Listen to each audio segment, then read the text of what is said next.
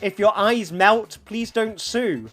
So, I'm going to switch into Sonic Advance 1 to start off the stream. It's 2003, so, as in the time, not the year. And so, if I can switch into Sonic Advance 1, maybe it doesn't want me to. That's strange.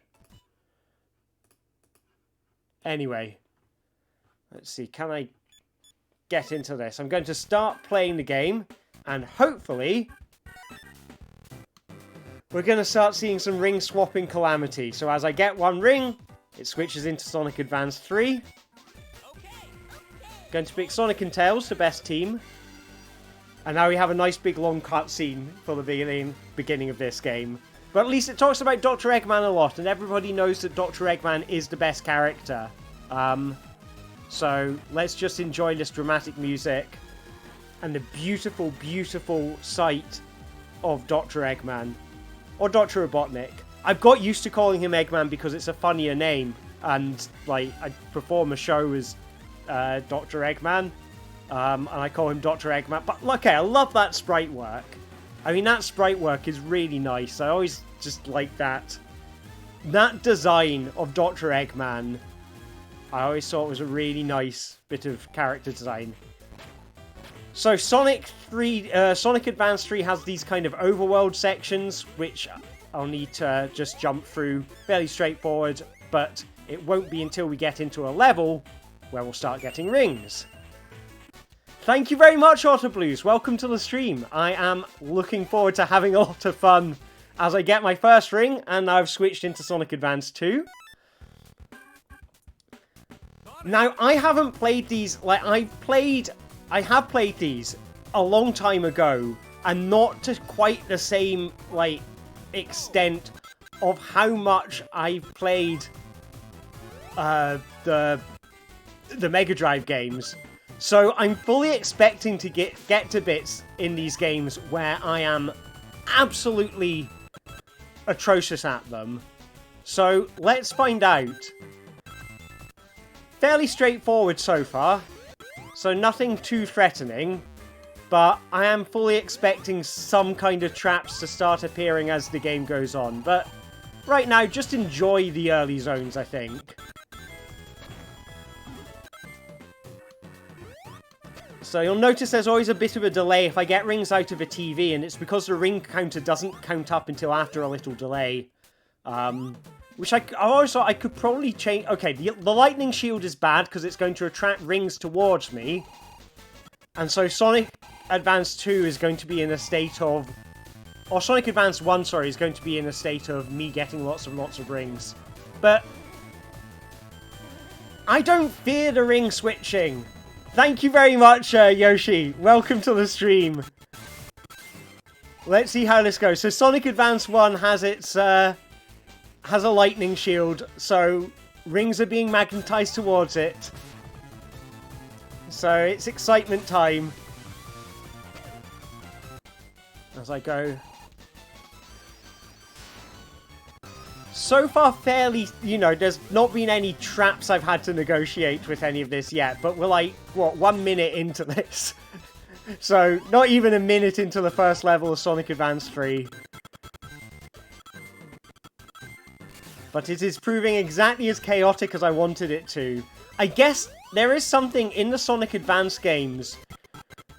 I think there's more rings than there are in the Mega Drive games. Or certainly a lot more kind of... like, sequences where you're launched into a big long path of rings. Hello, Sickhauser, welcome to the stream. Just like your fever dreams. Excellent. I am happy to be the streamer of people's dreams. That is a great ambition of mine. Thank you very much. You were doing a test with this with 42 games. Wow. And how did it go? I mean, that's not me fishing for compliments. That's also me, like, fishing for feedback. Like, if you had problems with it, that's actually, like, helpful to know.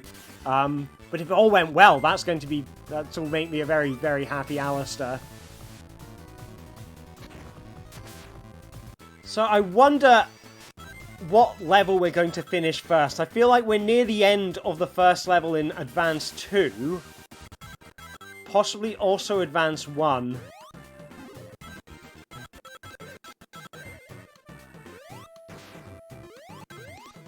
But it is nice and energetic.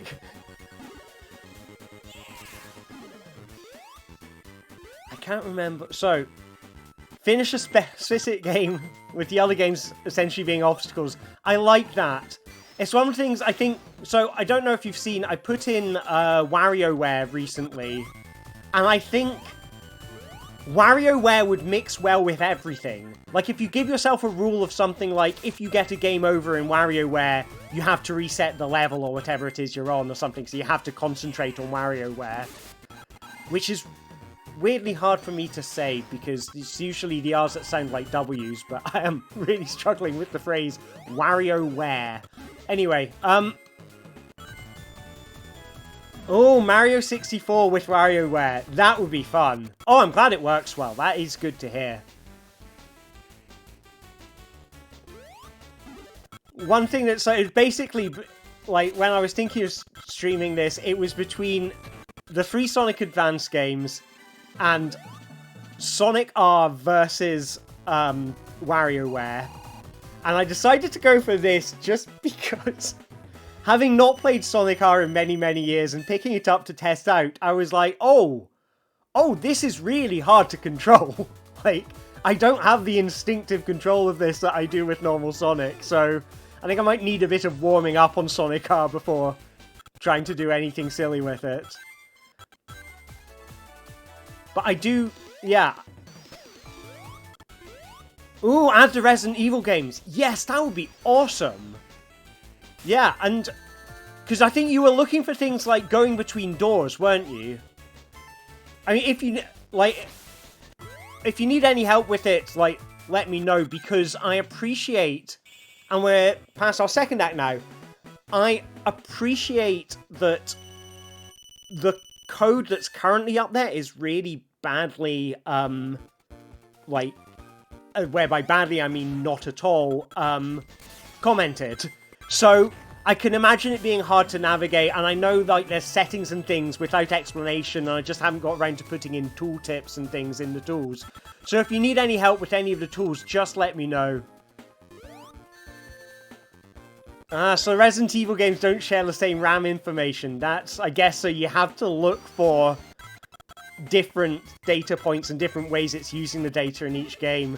I've had that, like, fun trying to implement infinite lives in various games, because the way they count, like, what does it mean to have 5 lives? That could be different on different things, and in the magic box, what I tried to do was make the make it, like, always show the number 5 on everything, and then I realized, oh wait, that's, like, not what I'm... that's just, you know, silly. You know, there's no point in it. It's just a aesthetic thing. But in terms of finding them, what I was doing is I was looking for, okay, so Shinobi should have 7 lives right now. What bytes have number 7 on them? But 7 lives could be represented as the number 6, or it could be represented as the number 8, or the number 7. And then when you've got numbers in the 10s, they could be, like, it could have a byte for each digit. It could just be a straight hex value, so, you know, the number 255 is FF. Or it could be, like, they use... And this is hard to explain while playing at the same time, but use, essentially, so the number 24 would be written as a 2 and a 4 in hex, but as a decimal digit, that's going to be a completely different number. That's going to be, like, you know, 35 or something like that. And so... One nice thing about working with BizHawk is that it's got a lot better tools for like, poking around in the memory than the stuff I was making for the Magic Box. Because I didn't really know what tools there were, so I ended up just building them myself in the original Magic Box. Oh, cool. Yeah. I mean, I'm glad the Infinite Lives has been a useful thing. I did think about releasing this version without it at first, but I realized like it's so useful because it can be so frustrating to get a game over when the games are designed to be somewhat unfair. So I said, no, I'm going to hold off and just put in the extra work before putting it out, because I know it's a feature people will miss if it's not there.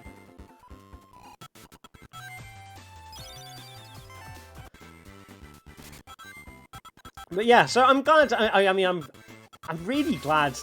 Honestly, I'm really glad you're enjoying it, because, well, it's nice when you make something and people really take to it, you know? And I also think the world needs a bit more Calamity in it. So I'm happy to see people enjoying the Calamity I've created.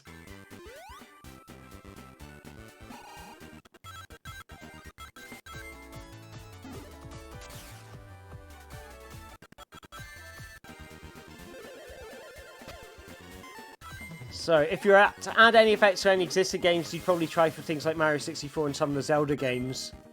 Yeah, I think... Because I think I've got some of the Zelda games I've put in, like, triggers for rupees and bombs and arrows, but it was kind of based on what settings I could actually find. And I think the result of that is, if you're playing Zelda, you don't get to do a lot of Zelda... You know, you get away with doing a lot of Zelding before it switches. And I think it's... I don't know, I like being able to throw people into Calamity. I mean, obviously you can switch off the settings you don't like in the editor, which to kind of mitigate against that.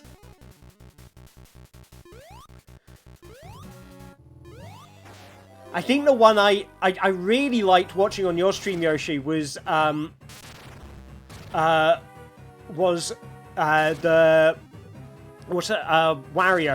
Land. Because on Wario Land, you get these moments where, like, you have to kind of remember where you were when you were jumping through the it's like, you know, there's kind of lava pit which you have to ride on top of a brick or something. So these bosses could get interesting. Because you have to keep on stocking up on rings, and there's the rings in the middle of the road on the Sonic Advance 2 ones. Fortunately, in Sonic Advance 1, I'm only going to have to pick up rings if I drop them, so that's straightforward.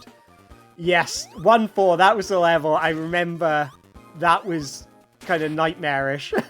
And I think, like, those situations which weren't put in by the designers to be nightmarish, you know, those coins were supposed to be helpful, and suddenly these coins that were designed to be helpful become, like, awful.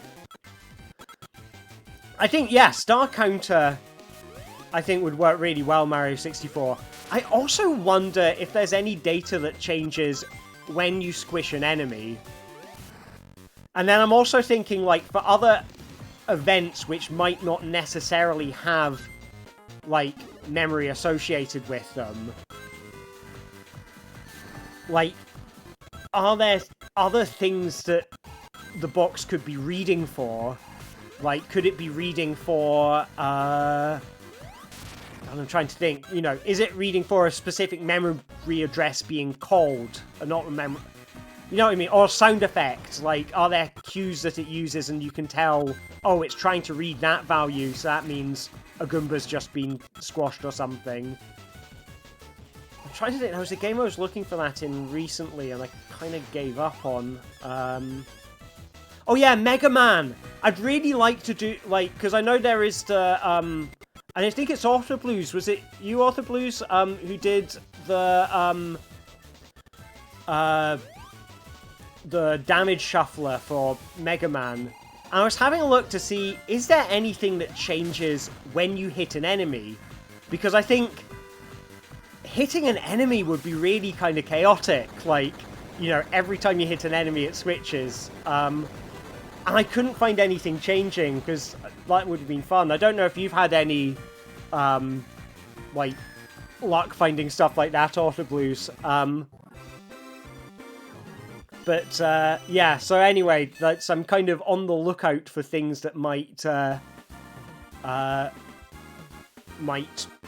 do other things that can't be tracked just by looking at numbers going up and down. But I honestly, I have no idea yet. Ooh, whenever you fire a weapon, it swaps. Oh, that would be fun. That would be fun, because you need to fire weapons to get rid of the enemies.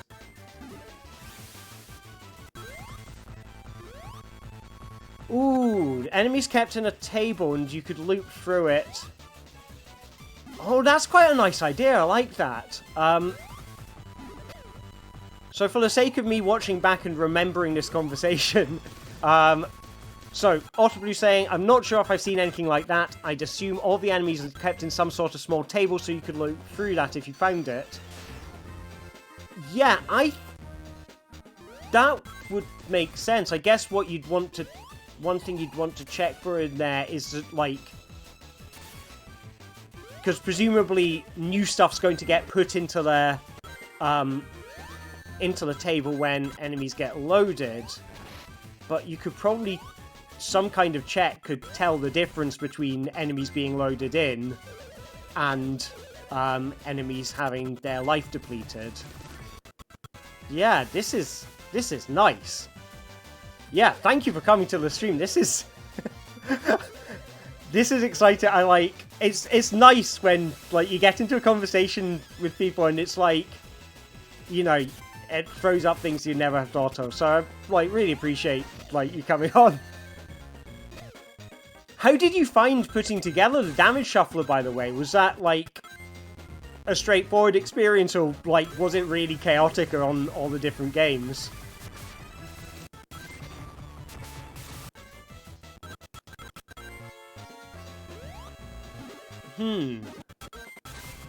Easy for the first few.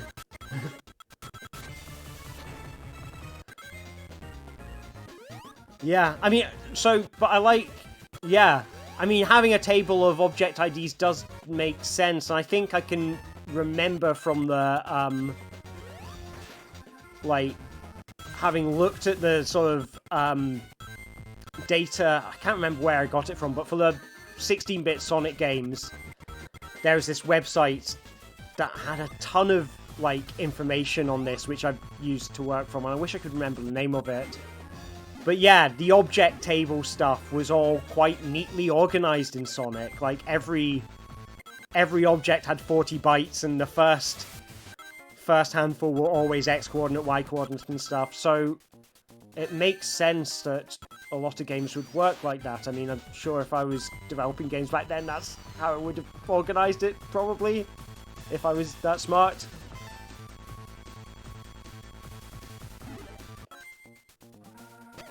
Yeah, I mean, I think, like, because you added in the Mega Man Soccer as well, which is, like, I appreciate, like, you really went for that. Like, you did not just settle with, you know, the handful of, you know, the 6 NES ones, and you didn't just settle for the NES ones and the, you know, Mega Man X one, like, on the SNES. You did, like, the football game and the, like... Did you do the, like, the Battle Network ones, the RPGs as well?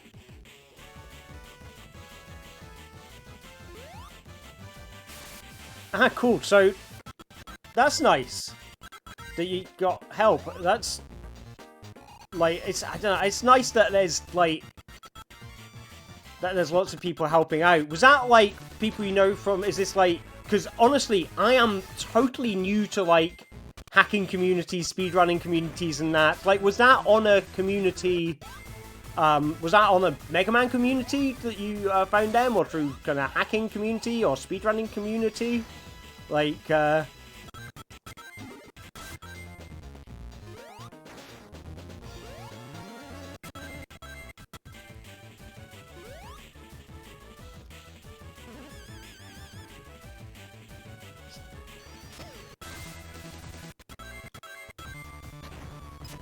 But yeah, because basically, like, the way that I've been putting these together so far is mostly kind of on a weird whim. For mostly, like, I kind of got into all of this because I wanted to make kind of weird hacky art videos, and then things just kind of escalated.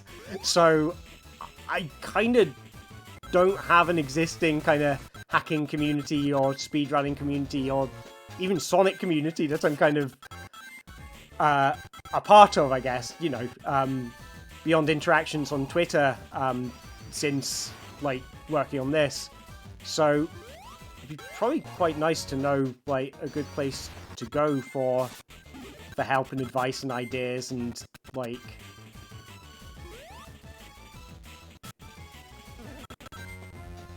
Ah, okay. Ah, cool. I'm also sort of just noticing that right now, in the first handful of acts, so I've done 3 acts of Sonic Advance, and 2 acts and 1 boss of Sonic Advance 2, I am mostly doing this without concentrating. Like, I'm kind of, like, I can kind of read and, read and play at the same time at the moment. Oh, that's cool. Oh, I'm glad. I mean, I feel like I, like, should find ways of getting involved with them, because it'd be nice to know, like, the kind of things people would like to see with stuff like this. Like,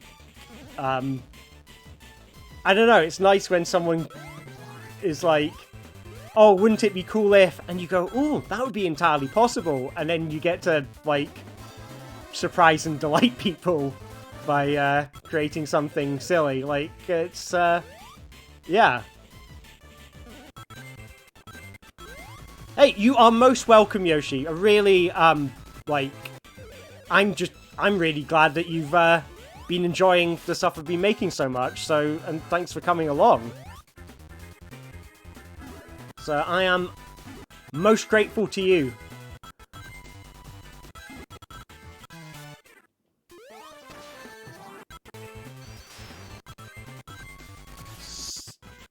So, I think I'm enjoying, like, so far in this run, it's been relatively straightforward. I think I had one kind of brush with death there in Sonic Advance, and here's my brush with an obstacle now, is that it was hard to do that jump when it switched out of the game and then back in again. But as long as I remember to keep on going left. That's another interesting thing, I guess, is kind of possibly going to be a source of slipping up, is that in some of these sections, I'm spending a lot of time going right, and in others, I'm spending a lot of time going left. And that's causing me to skid around and stuff. So that, I guess, if there ever was a speedrun of this, that's probably something the speedrunners would talk about, maybe. Is, trying to eliminate the sections where you're going in left in one and right in the other. Exactly how optimizable this is, I don't know. But I do like the fact that the rings end up playing a different role. Like, if you are trying to go for speed, I guess what they make difficult is consistency.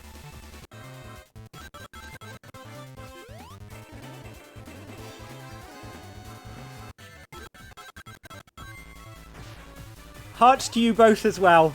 And hearts to everyone else on the stream, everyone else in the audience. Hearts to you too. Hope you're all having a fantastic Friday. Is this nearly the end of the level? It feels... No. Still more to go.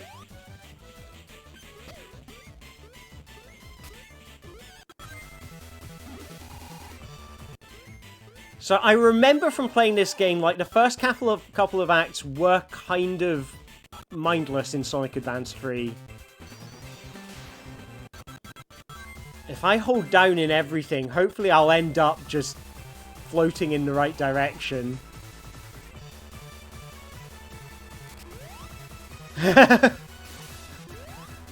Yeah, how do you cope with it? I mean, like, so for me, I'm not finding it so weird. In a way, I kind of feel like I'm able to sort of zone out through it in a way. Is that sort of the changes come and the changes go, but like there's bits where you know, you can kind of move without thinking. And I don't like, is that a sort of a kind of flow state or something? Not really. But it is.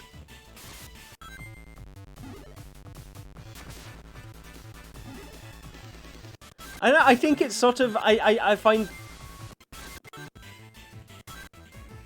Oh, the stress of swapping over a pit. Yes, that's... I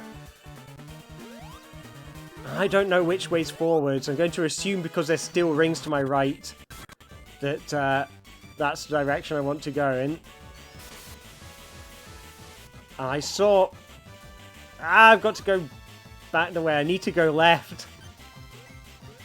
Yes, I think it's one of the things I found, like, hacking around with Sonic games. One thing that they lend themselves quite well to is you can go absolutely hog wild with them because they are incredibly forgiving. There are very few death pits in Sonic. So for doing things like, okay, I'm going to write random bytes into the level layout, you can kind of get away with doing that in Sonic, and the game still being playable because it's rare that you'll generate something that causes death, and the way Sonic moves with momentum, and I can never... I'm hoping that way is forwards. But, like, because of the way he moves with momentum, Sonic has this kind of... You can spin dash your way out of a lot of problems. I think I've got to remember not to jump if I can help it while Sonic's on that hanging thing.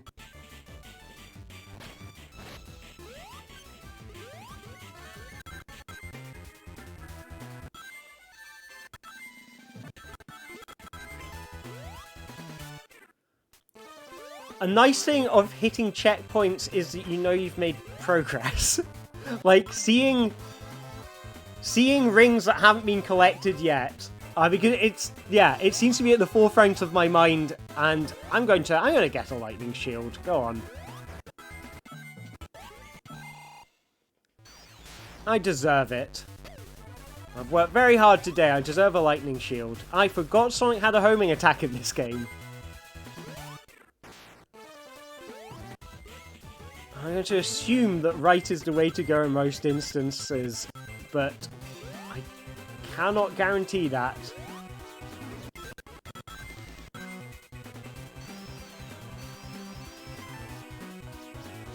Alright, I guess I go down here.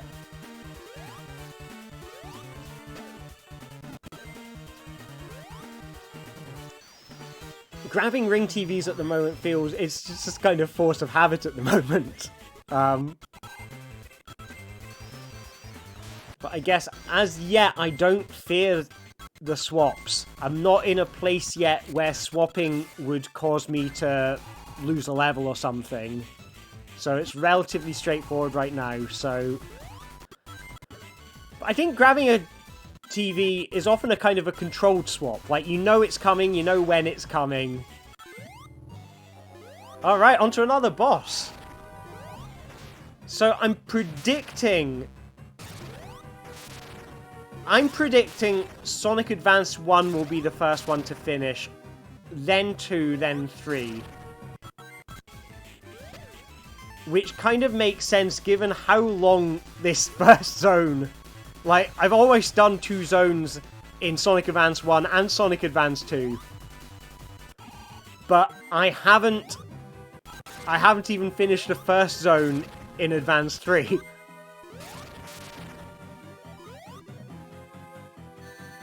Okay, I need to get the ring for health.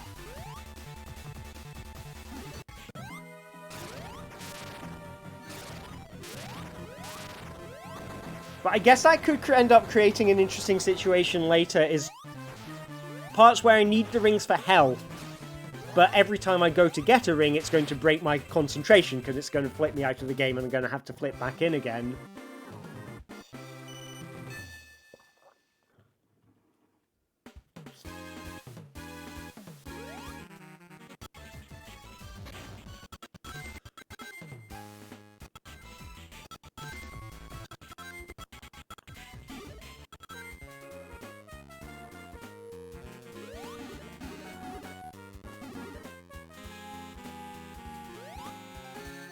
It's a nice, pleasant fairground experience.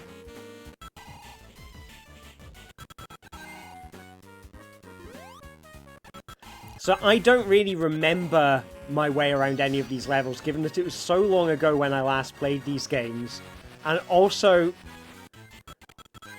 I think, like, particularly, I think it possibly gets a bit better later on, but I remember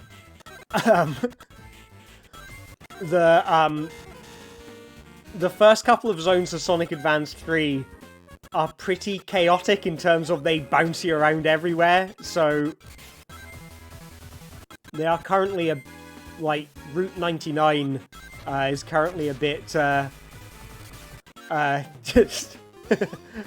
just follow the rings and hope at the moment. Yes, I remember the Bottomless Pits. I remember particularly the final zone, the Chaos Angel zone.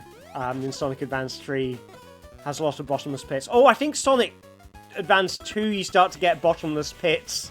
Because there's like a sky level and a like techno-themed level, and I think they have a lot of bottomless pits in them.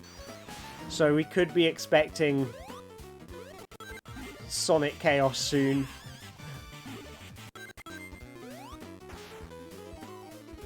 The games don't get less chaotic. Well, that's reassuring to remember.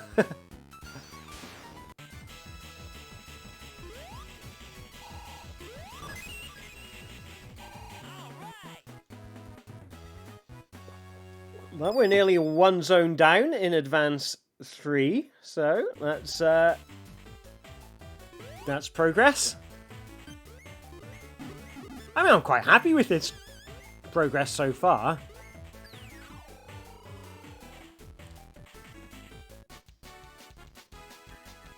The art design of the life icon in Advance 2, I'm going to have a look at that. He just looks kind of confused. Like, what's going on? I remember in Sonic Adventure 1, like, because he's meant to be, like, facing away from the camera with his body and turning back with his head. And it never read like that to me. It's like, I have to really think about how I'm looking at Sonic in order to see Sonic's face kind of turning around side on. To me, it's always looked like some kind of weird sort of phantom Sonic. It's like Phantom Blue Hedgehog, like, looking dead on. Or, like, looking downwards like that, like, under his eyebrows. I'm going backwards on that screen, aren't I? And it's like, I can't. It is harder for me to... I have to really think about... Oh yeah, and I've got to remember which bit of this I hit. It's the top of the hammer, isn't it? Right, let's see. Is he going over here? No, he's going... Okay, I think I remember this one. So you want to wait and see what direction he goes. Not that way. Oh, no, don't let myself get hurt. So I think he's going to go left now. Alright, Bottomless Pit! And here we were thinking there weren't any. Now things are going to get interesting. So I wonder if I can get... Yes, I can get Tails to jump into him.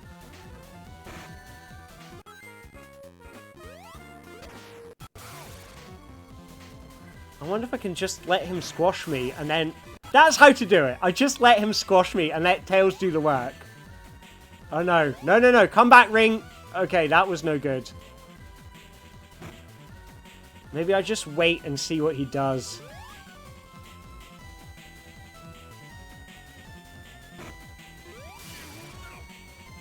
I wonder... Because I could just wait for him to swing back and forth. Or I could try to, because he does the sort of... He's going to... Oh no, he's going to come down on the side now. Maybe I just let him do that. Oh, okay. I didn't bounce far enough away. Right, well, let's get plenty of rings for this boss.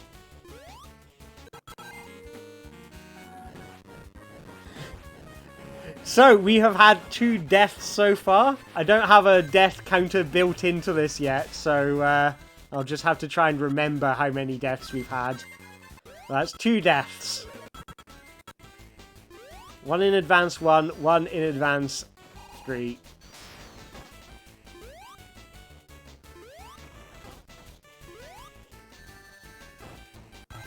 I think it is a potential plan. I mean, I think I can probably beat this boss without getting hurt. It's probably the superior plan. It is hard to pick up the rings when I lose them. So that's useful to know. Oh, yep, get those rings. And just see which direction. So he's going to the left, so I can get him once when he goes to the left. I wonder if Gemerl does anything. That animation, though, of Gemerl turning in the middle, that's really nice. So I can get him twice, but I will get hurt if I try to do that, so... Oh! Oh, I didn't know he could reach so far. Interesting. Maybe if I stay close... Oh, that could be... Maybe that's how you're supposed to beat this boss.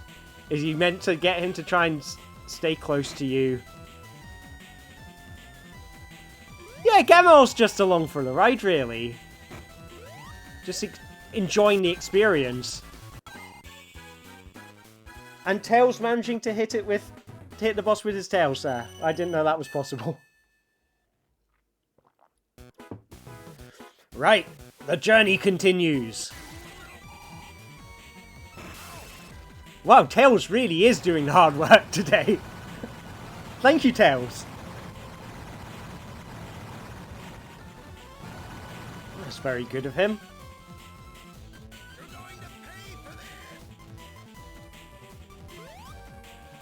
I was thinking, I really like the voice acting for Eggman in this. Just a little sound bites of the, "You little! You're going to pay for this!" I always think that sounds really good. Really like those. Never underestimate the power of Tails. Except for in Chemical Plant if he's going to cause you to fall into the or into the bottomless pit. Right, Zone 2. Can't remember if there's bottomless pits in this. We'll find out. But right now, it's Advanced 2 is the threatening one. Keep on forgetting. I forget about the team powers in Advanced 3. I don't know if any of you have ever seen the speedrun of Advanced 3, but I really like it. It's a really inventive one in the terms of the way they use all the character powers in it is really clever. There's so much cool stuff in it. I've only ever seen it done on GDQ so far, so I've seen it done once in story mode where they kept it with Sonic and Tails from start to finish. And another one on time attack mode, where... Ugh. Okay, well, I know... I have to try and remember where that is, because the problem is that I'm trying to jump. I'm jumping when I'm on a rail. So I have to kind of remember, if I'm on a rail, to not jump. Because I might switch into Advanced 2. And I don't know where the rail over the bottomless pit is. But that's the death trap here. Oh, they had Advanced 3 on the marathon recently. Awesome. I'll have to check that out on YouTube. But yeah, the movesets that change and who they're partnered with as well. It's such a nice touch.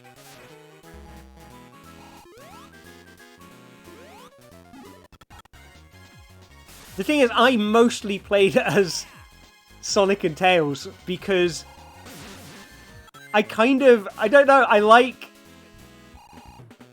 I like the idea of just negotiating the levels with the kind of vanilla moveset, and I like I like the piggyback jump that sends you really high. I just find that very satisfying. But, like, seeing the speedrun and seeing, oh, these powers are actually really useful for the speedrun. And it just totally changed my kind of perspective on, like, how good the character powers actually were. And you're like, oh no, this makes it really interesting.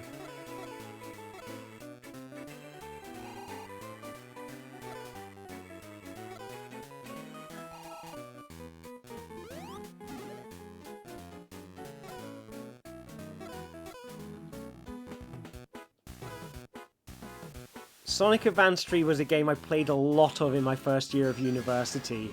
It was basically, I would, like... It was one of these things, like... I'd be, most evenings, I would be watching Naruto. If I wasn't, like, doing anything, and I know I did, like, do a bunch of social stuff at university, but if I wasn't doing something, like, if I should have been working in my first year of university, there was a lot of time spent watching Naruto, and then going, I should probably do some maths now, because that's where I studied. And then going, I'll just play a bit of Sonic Advance 3. And then going, oh, another death! Death number 3. Ooh, changing on bananas, yeah. Oh, and what's nice about the Donkey Kong Country games is you got the Game Boy ports as well. Like, there's the Game Boy Advance port, there's the Game Boy Color port, and then you got the like, Donkey Kong Land, and, like, you got those as well. So changing between platforms could be quite fun for that. Oh, very nice.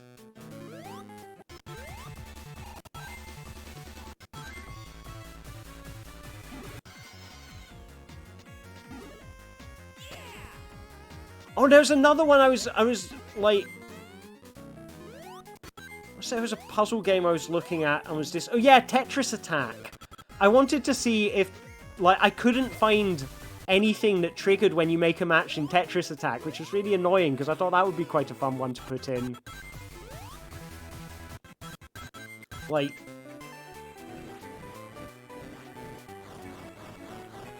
I couldn't find anything for it, which was frustrating, but, I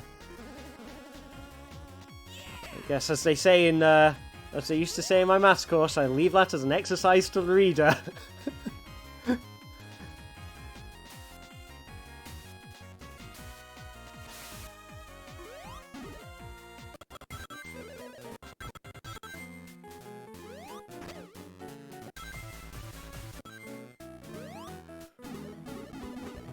I did get... I don't think I've got the Game Boy Color version of Donkey Kong Country. I might do. Because a few years ago I went through a thing of wanting to find out how all the different versions compared. I remember playing Donkey Kong Land and being kind of disappointed by it. I'm not sure. I guess I'm meant to go down. I remember seeing Donkey Kong Land, like, playing it a bit when I was a kid and being like, oh wow, this is amazing, because it's like Wario Land with apes. And I think I only thought it was like Wario Land because it had the kind of the map. And Wario Land had the kind of map navigation thing. And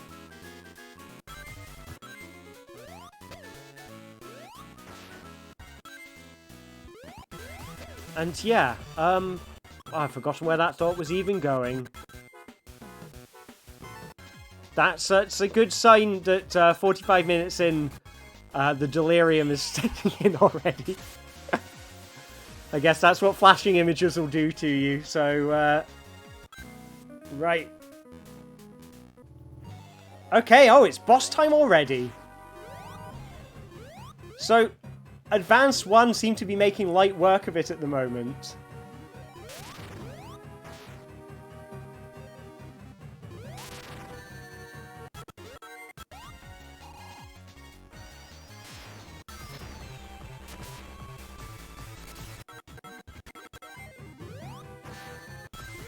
I think the problem I had with Donkey Kong Land was so much of it was just kind of hard to read. Like, it was hard to pick out visually what things were supposed to be, and it's like, is that... It's one of my pet hates, is when you can't clearly tell the difference between something that's benign and something that's like an enemy, or, you know...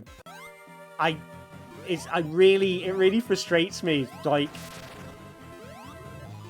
I'm a bit of a stickler for kind of clear, visual communication.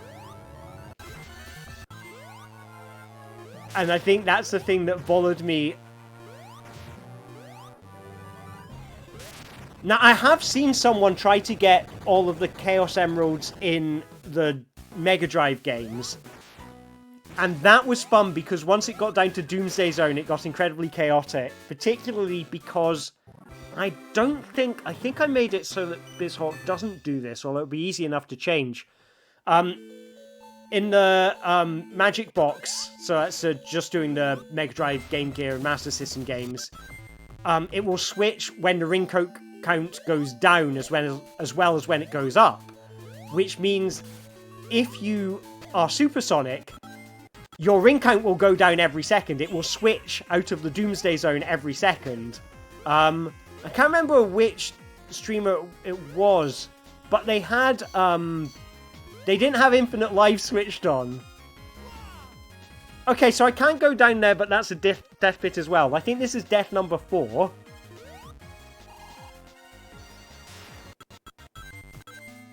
Ooh, Star Fox 64.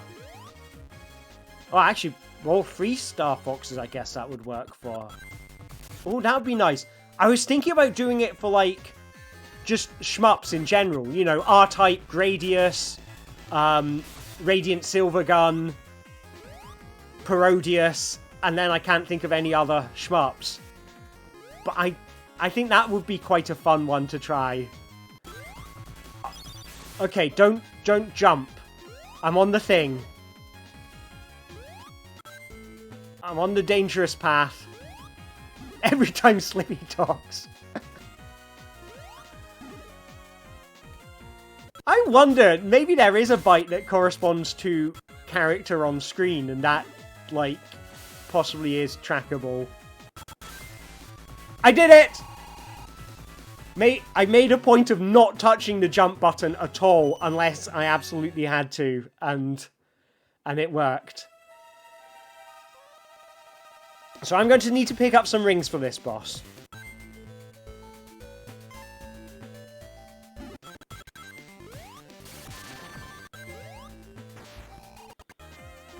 Right.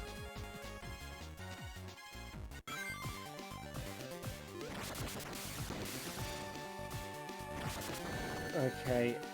And this is, like, the Sonic Advance 2 bosses, you will lose rings a lot and you have to stock up on them. I remember this.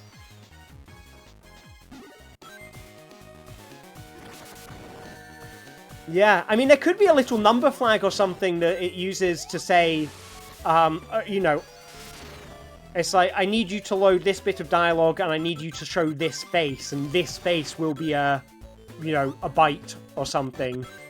And there'll be a different value depending on which character they want to show a face of.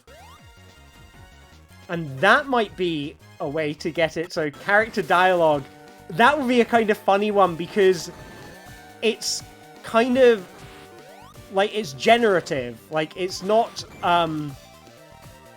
just on a timer, but it's also like, it's kind of unpredictable in a way. Like, so it's coming from the data of the game, but there is a level of predictability to it. But you have to remember the sequence of events of the game. You have to remember, oh, who's going to start talking now?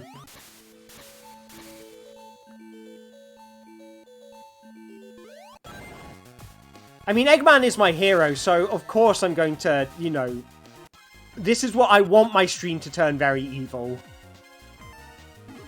It would be an insult to the good doctor if it didn't.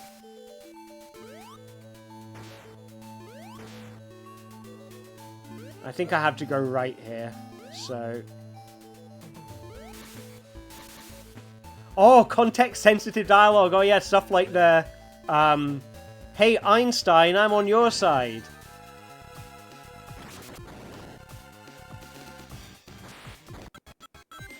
I thought I was going to get hit by that bomb there.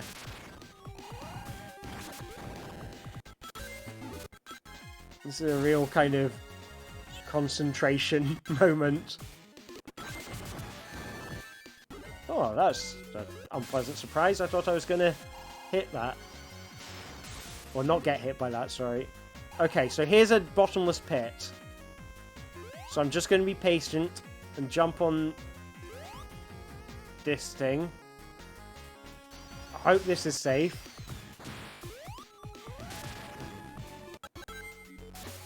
Oh, okay, that's fine. That's okay.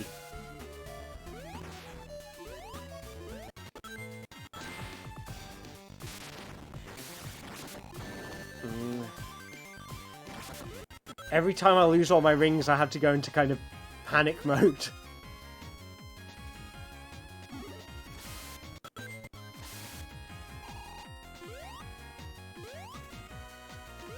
Stay calm because I know there are death pits around here somewhere.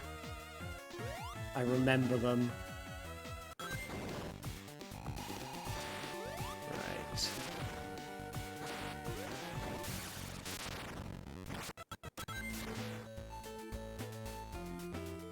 Checkpoint. Checkpoint is good. Checkpoint means progress. Checkpoint means not having to go back if I die.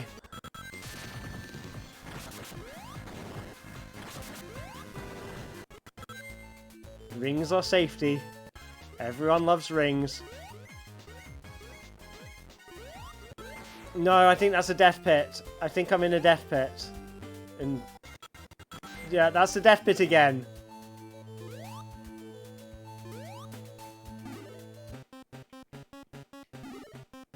Okay, please be air somewhere.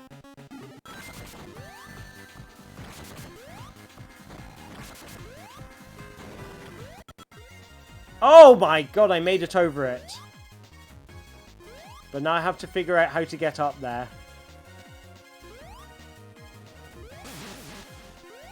So you can help me, Tails.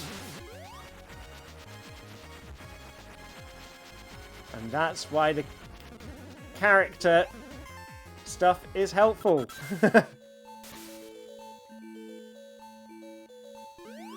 Oh. That was a relief. I thought that was another, like, losing a life at the exact same spot. The thing is, it takes you so long to get back there, you kind of forget where the trap actually was. It's, because I know, like, in Sonic and Knuckles, there's a nasty bit right before you fight the Lava Reef 2 boss, where there's rings over the top of bottomless pits. And that bit's absolutely deadly.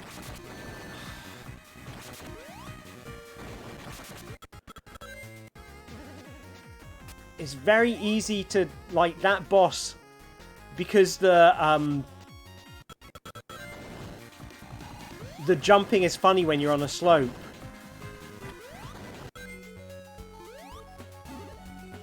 So it makes it hard to hit him.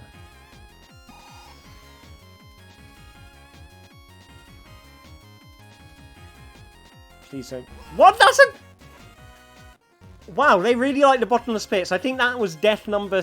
That's death number 5, I think. Maybe death number 6, if anyone's keeping count.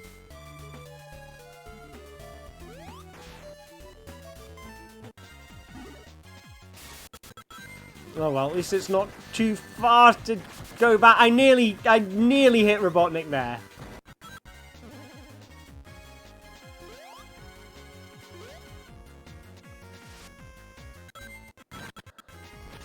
Right, what's... I'm gonna hold Tails. And if anything happens, Tails will help me.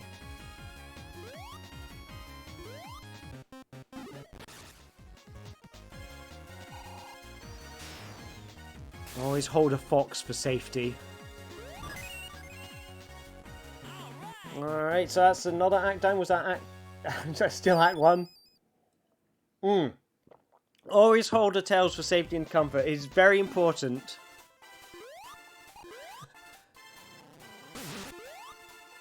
I do have 2 cuddly Sonic the Hedgehogs in this flat behind me, so if it does get too much for me, I can always grab myself a hedgehog for safety. So, can you see one of them? Oh yeah, you can just about see one on camera up above. Nope. There, up above my finger there, you can see one of the little Sonics. Ah, fluffy tails around your arms. That would be nice. A nice warm fox hug. That would be very pleasant.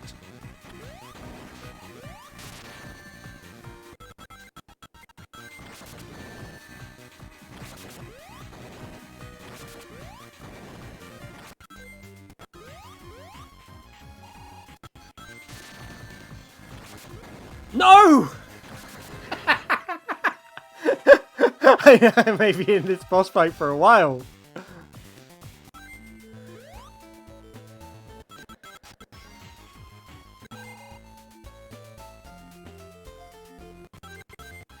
So, okay, so in this game I meant to go left.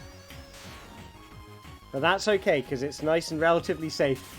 There's nothing risky yet. Come on. It's so easy to get hit by the bombs on this boss. But at least I got bounced into rings.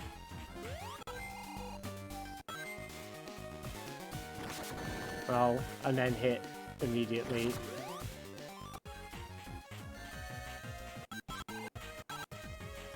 Right, use the team power to just get over stuff when you don't know if you need to be afraid. Yeah, it's... I think it's possibly just the levels are shorter in Advanced 1. And I think there's less moments of the game kind of bouncing you around. I feel like I've got through the same number of levels in Advanced 3 as Advanced 2, but the zones have 3 acts in Advanced 3 compared to Advanced 2.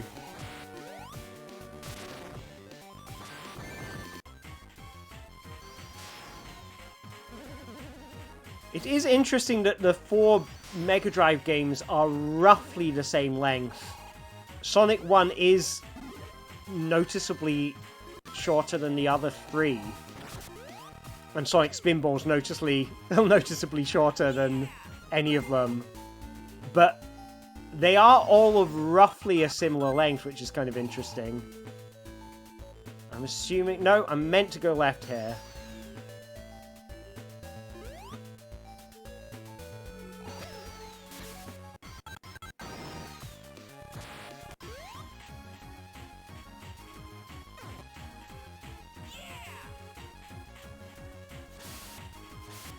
Right, so let's keep on running.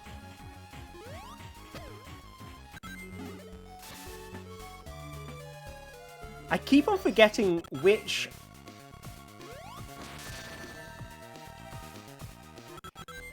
games Sonic has the kind of the tricks in. You know, when you press the R button and it makes him do a like special move in the air. Am I making progress? Or not? Okay, that's a checkpoint. That means progress. I thought I might have been going back in a loop or something.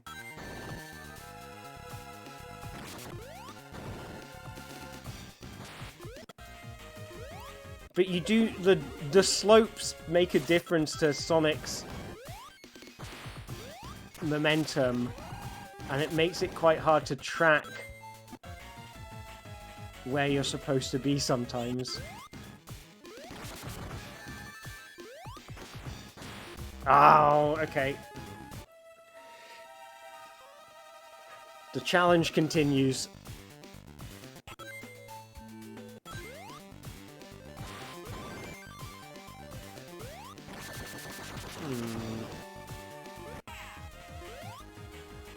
I'm holding my fox for good luck. That was helpful. I did not know you could do that. I did not know you could double tap in the air and make him dash. Although I must have done at some point because they must use that in the speedrun. But I didn't know. Okay, well that's new. Thank you very much for that. You learn something new every day.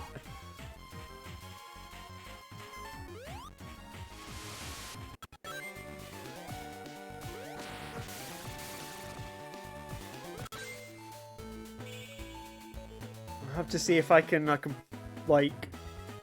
I probably will remember to use that, like... There's a certain amount that's kind of ingrained in me of how to interact with this game. But I do like the fact that the slopes help you, like the slopes affect Sonic's momentum, and as the car goes up and down the bumps, I like the fact that the bosses in Sonic Advance 2 involve you running, which is the main thing that Sonic's supposed to do, and it's like... I think that's nice. I didn't mean to go in there. Oh, well. Well, that was... Let's see if I can do it. Smash all of the enemies with your hedgehog. Don't get hit by all the enemies, you're a hedgehog.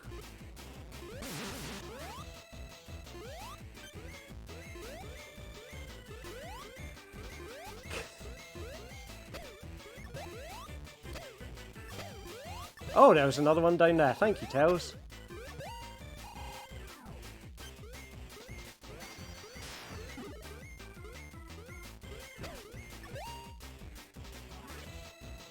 Come on. Oh, that's another one. One more to get. There we go. Did it. Yay, I get extra lives. That'll be helpful. Yeah, I don't think I'm going to go for the emeralds in this run, though, because I really struggled with special stages in the advanced games. Okay, so that's where this, like...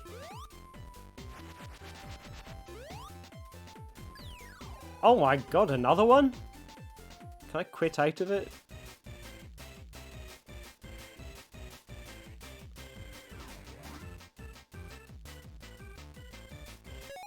No, I can't.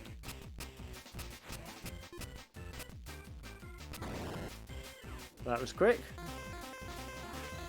But yeah, I think, like, generally, the special stages that try to do the sort of 2D and the 3D and 2D thing, like Sonic 2 on the Mega Drive.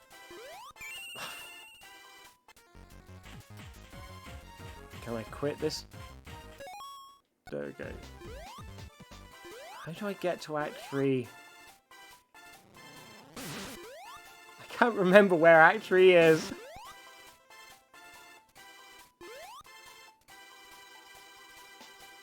Oh, there it is. Okay. I'll take it.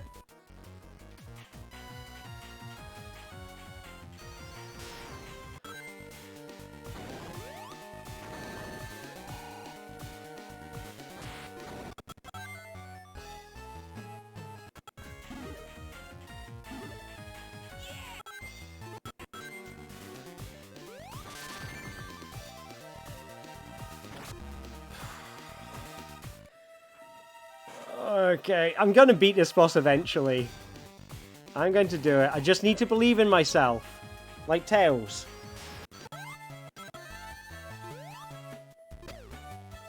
Right.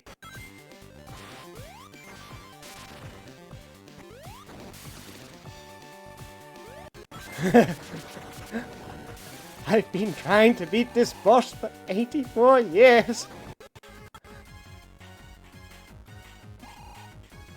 I think in the time it'll take me to beat that, I will grow I'll go bald and grow an Eggman mustache. I don't know which way I'm meant to go. Oh, there's Chow.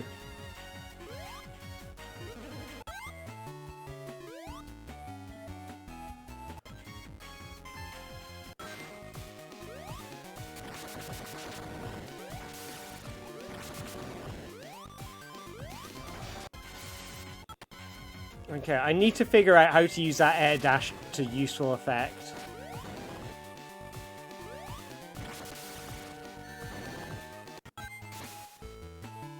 But all that stuff there, I like that, like just the momentum. Oh, okay. Okay, that is useful. I'm seeing how that's very useful right now.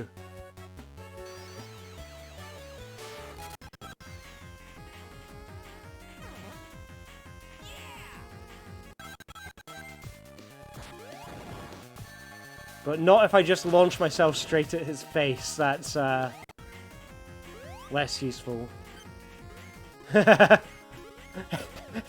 is trapped in the cycle.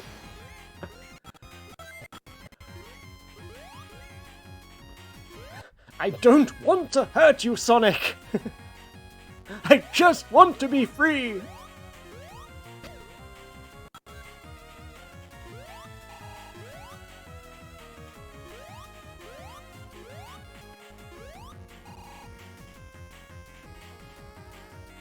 I wonder what it would be like if they made a Sonic game based on the adventures of Sonic the Hedgehog. Like, as in the cartoon series. Like, the really wacky one. But, which was, like, a platformer or something that worked on the kind of cartoon logic of that show. And I feel like it's a very loosely defined idea. It's not exactly a design document. But honestly, like, a game that kind of worked on cartoon logic or something. I'm trying to think, like, what would that be? Yeah, being able to run on there and, like, you know, Sonic would do the things in Adventures of Sonic the Hedgehog, like, he'd put on disguises and things like that, and he would, like, you know, almost like he was disappearing off stage to change and he was back in a second or something, and yeah. I'll be honest, the idea isn't particularly well defined, but the idea of something that operated entirely on cartoon logic, right.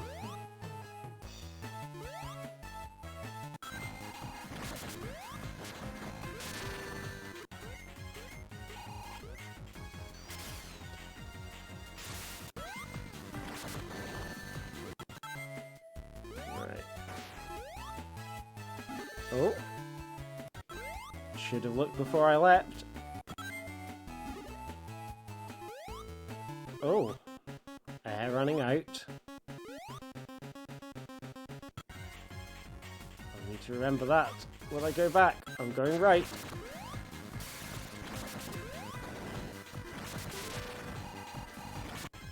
Oh, I think okay, I feel like if I can... Where's my air? I want air.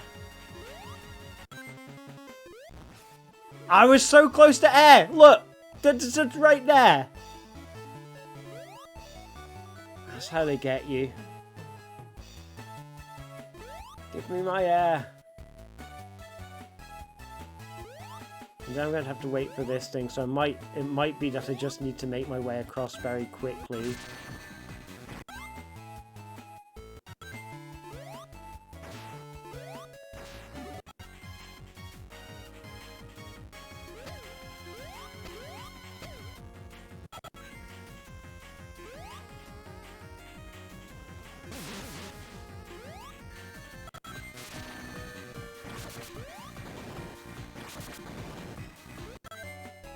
It's also tough that the explosion does a lot of damage as well. And it's very easy to run into the bomb. Like, I think I'm going to land on that bomb when I switch into the game. Yep.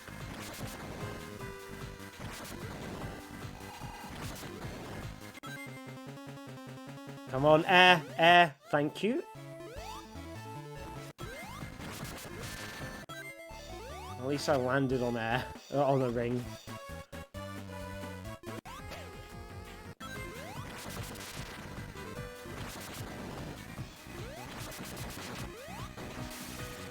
Oh! It's done. It's done.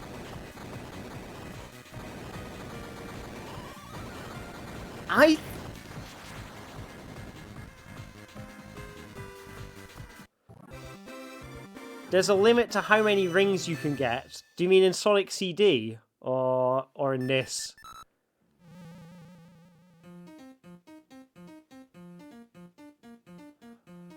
But making progress is good.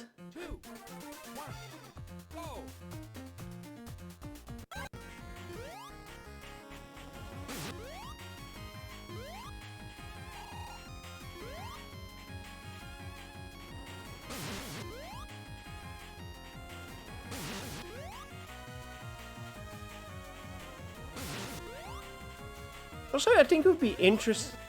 Oh, oh, really? If you keep on playing the level for long enough, you will eventually run out of rings in the stage. That's interesting. I didn't know that was a thing.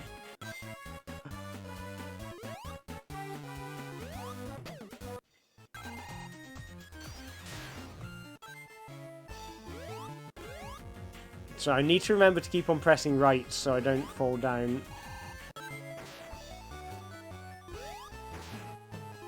Okay, that was some nifty jumping on my part there. Deliberately jumping low to avoid getting the rings. I feel very proud of that. Like, it may not have looked clutch on stream, but it felt very clutch in the moment.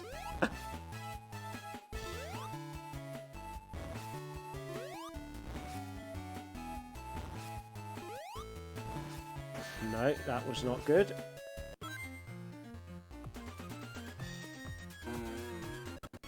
So I need to negotiate this trap. Okay, I was going to say I need to negotiate it before I ran out of air, but I ended up being fine for air, so that's a relief.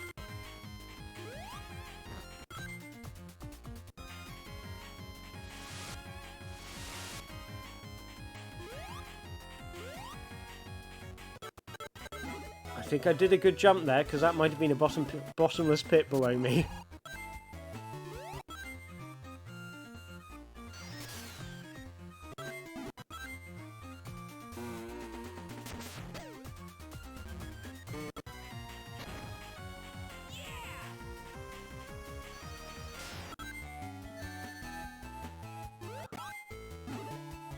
I did not know that, I guess it's never really come up for me, you know, with, in Sonic Adventure 2. I did not know that the level would time out like that in that game as well. It's kind of funny, I guess, like, you never really think about it. I think it is technically possible, like, with glitching, if you make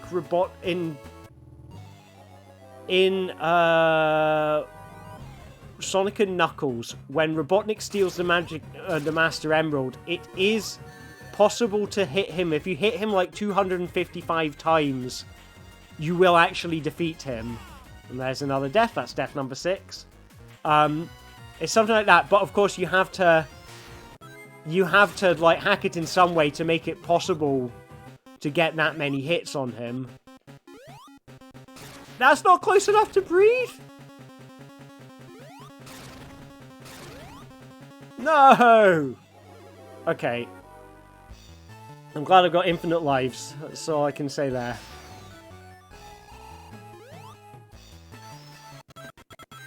Yeah, what if there was a flicky inside Robotnik all along?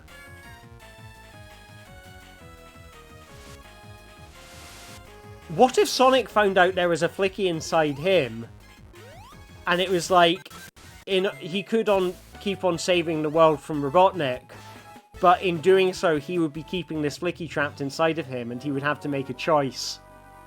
That would be a pretty bleak story. It's probably why they don't, they've never said, oh, Alistair, we should get you to, like, write some of the comics. You'd be really good at that. Because they just know, they instinctively know that's the kind of rubbish I'd suggest to them. I'm just a misunderstood genius. Like my hero, Eggman.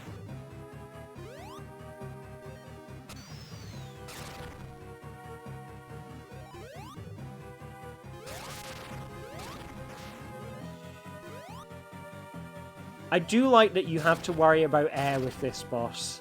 Like, it's like there's moments where you're like, I could hit him, but that would make it harder for me to get air.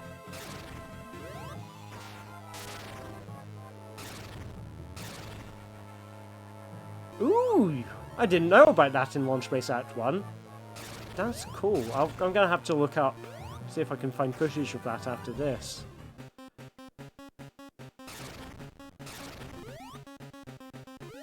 No. Oh, that was lucky. Robotnik hurt me, so I got air.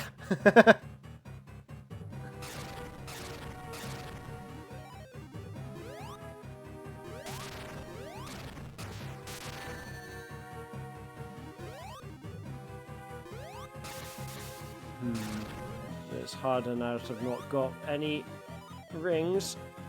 But being able to damage boost there into Robotnik, into the air, was kind of useful.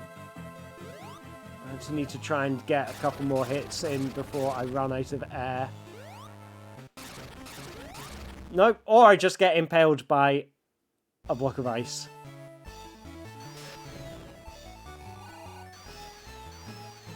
Easy come, easy go, eh?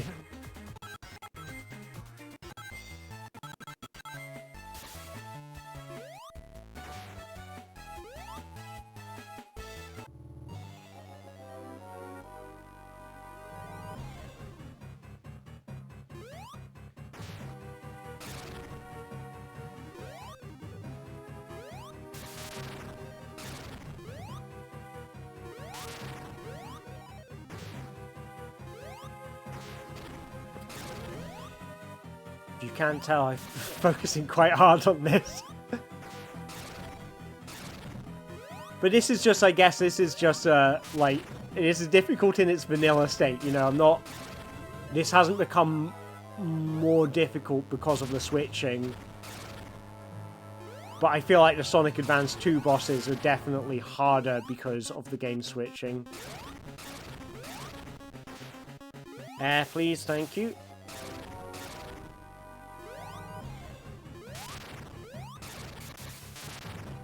And there we go. Boom goes the dynamite. Eggman lives to fight another day. Everyone's favourite character. My favourite character. Eggman. Woo!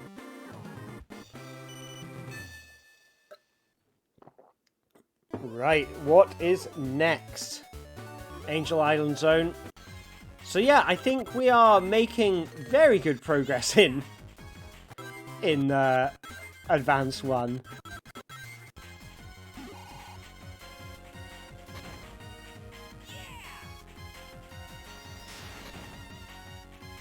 Ah.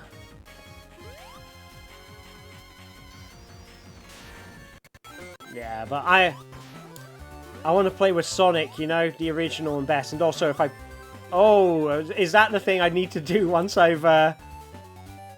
If I beat Sonic Advance 1, I need to go and do it with other characters.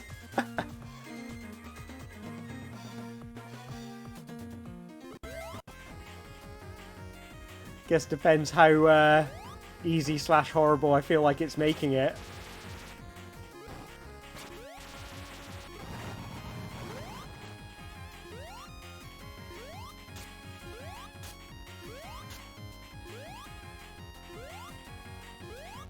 Yeah, I guess at least the icicles, so it's quite obvious because, you know, you get the drilling noise, so you know when Eggman's about to launch them at you, so... Yeah, but I can see how that would make it more straightforward. I've got Knuckles, who, unlike Sonic, does not like to chuckle. Hey, it's Knuckles! What's going on now, Sonic?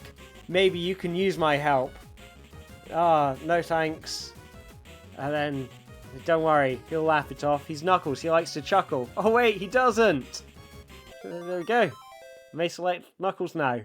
Not I have offended his delicate sensibilities. Alright, so it is boss time in Sonic Advance 3. If I can find the boss doodad in this level. There it is. In we go. I can't remember what this boss is.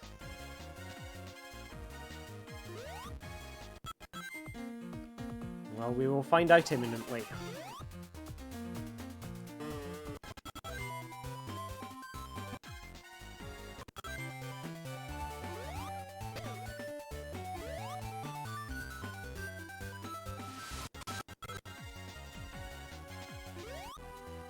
Oh yeah, this one. This one's really fun. I like the rotating sprite in this. I think looks really cool. I also appreciate it particularly because back when I was first playing this, I had been making games in a program called Blitz Basic, which didn't do sprite rotations very well. Like, if you wanted to have a rotating sprite, you needed to make animation frames for each rotation you wanted to show. And then I started using XNA, which had sprite rotation, like, it could do that really easily, and it blew my mind, and I was, like, scaling and rotating everything. And now every game I've seen since then, which is like, oh, this is a 2D game where, for whatever reason, they are doing a lot of rotation and enlarging of sprites. I'm like, yeah, I think they had the same moment that I did when they were like, oh my god, the Game Boy Advance can do what now? The 32X can do what now? The N64 can rotate sprites! Oh my god, that's amazing! And, yeah. Because you see it in Mischief Makers on the N64 has tons of it. This has the sprite rotation there. Knuckles Chaotix does a lot of enlargement of sprites and stuff, and you're like, you can tell they were enjoying the fact that 32X could do that. He puckles, here comes Knuckles.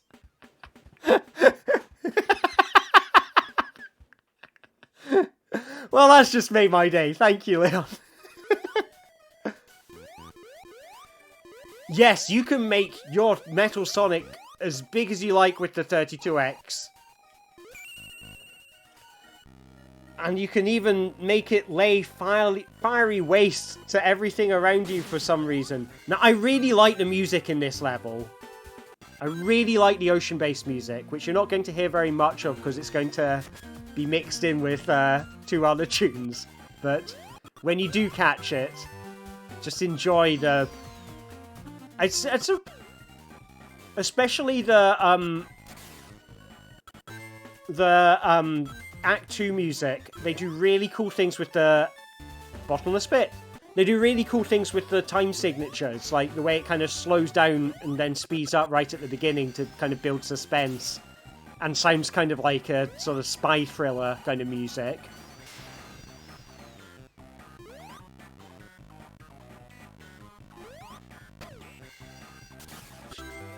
I went quiet there so you could hear it, but that kind of spy thriller kind of theme, I just think sounds really good.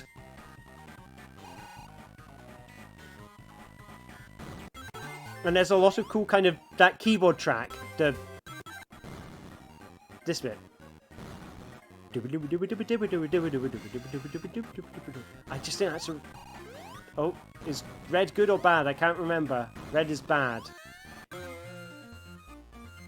Oh wait, is this the one where it randomly... Or is that another level where it's randomly... Might be good, might be bad. Alright, so those clouds are a death trap. That's useful. But I think that will always be a... always be a spike pit.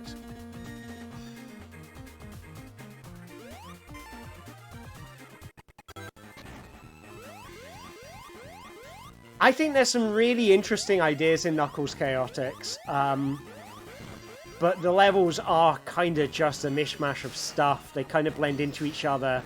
And I think the visuals, like the graphics, it's just too loud. It's hard to see everything because everything is just so colourful.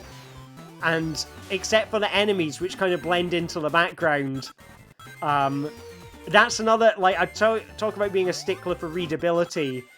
I think that's a big problem with Knuckles Chaotix, is that it's not really readable. But the interesting thing about it is it makes collecting rings important, because rings are time in the special stage, and the special stages are really good. So, making an effort to get lots of rings so that you have lots of time in the special stage is a really nice idea. I think the biggest problem with Knuckles Chaotix is the rubber band thing. It's just more frustrating than fun. It's yeah. But I guess, you know, I think I like it from a perspective of it's weird. And I like things that are a bit weird, a bit different, a bit experimental. So I kind of appreciate Knuckles Chaotix for that. I think I'd probably have been disappointed if I'd, like, bought it in the 90s rather than playing it on an emulator in the 2000s.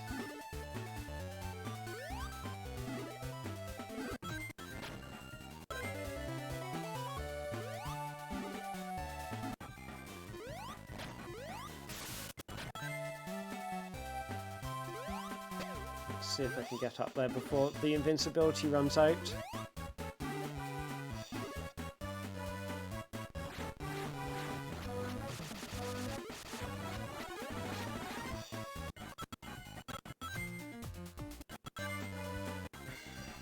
Just run and hope at the moment.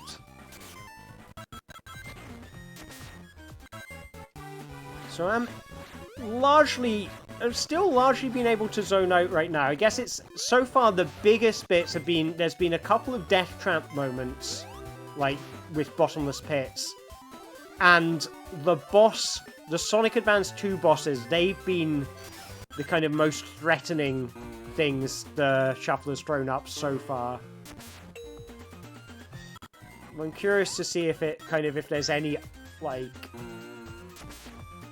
what other things are going to happen where it becomes threatening. I feel like there might be a bottomless pit below me in Advance 2.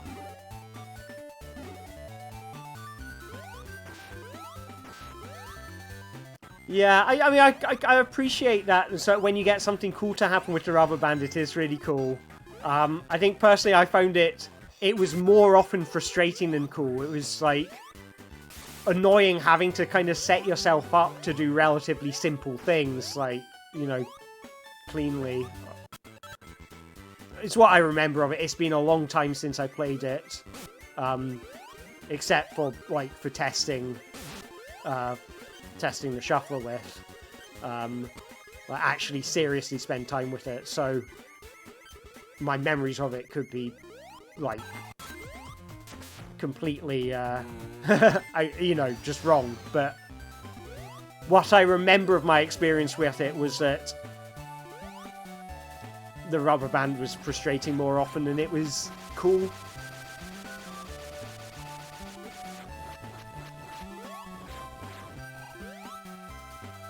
I've not played it 2-player. I wonder if it would be significantly different 2-player.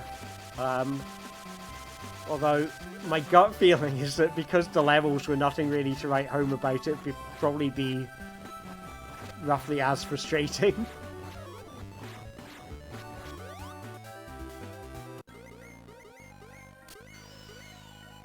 But I did like all the cool stuff they did with sprites, so that's a plus. They also had some cool music, I seem to remember.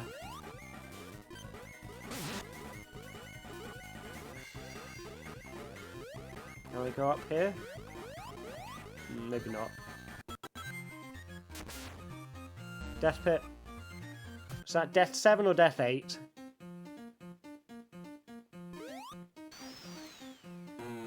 I'll be pessimistic and say that was death number 8. Oh no, there's been tons of deaths, hasn't there? Because I was dying all the time in that Advanced 2 boss, so yeah, forget it. There's been hundreds of deaths.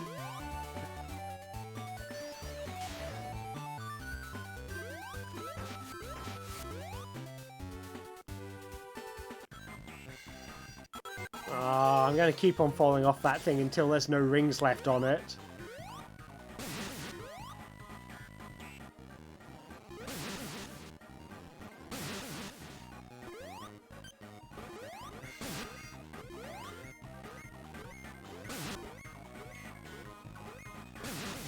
Well, I think when you can use tails. Alright. I'm just going to have to try to not touch anything.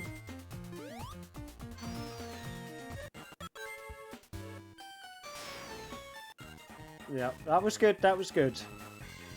Touching things would have thrown me off this, probably. Because I would have ended up grabbing rings or, like, walking off the side. Just a little bit of patience, that's all I need. Ooh, super boots. Oh, that was me moving there. Could have been a bad move.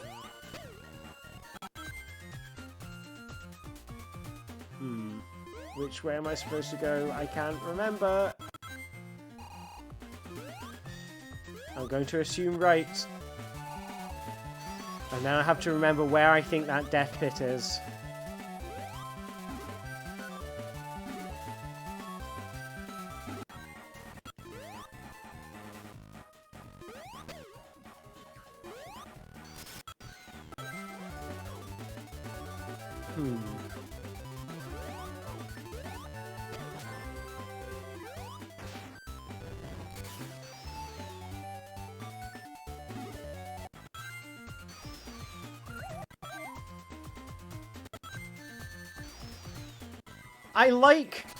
I like that analogy about Chaotix is a bunch of interesting ideas thrown together in a sandwich. Where you, yeah, like a sandwich where you don't think about the order the ingredients are stacked in. Except for, that's how I like to make a sandwich. And I really like my sandwiches. I think there's a fun kind of random and there's a frustrating kind of random. And I think that's an interesting distinction, you know, what makes something a fun kind of random. And I'm not even saying this is a fun kind of random. Like, I don't know yet. That's why I wanted to play it, you know. When I did the first version of the Magic Box, it was very much a case of I do not know if this will be fun. I just want to see what will happen if I do it. But I'm all for that. Like, you try something random and see what happens.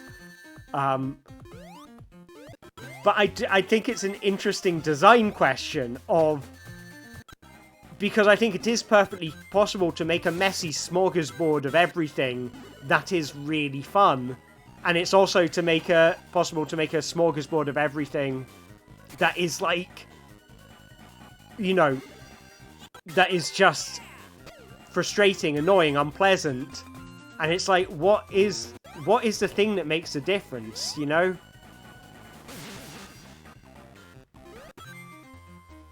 What is the magic ingredient that makes it... that would make a random mash of random ideas click? Was that... Okay, that's the end of the level. Cool. All I had to do was try to not jump.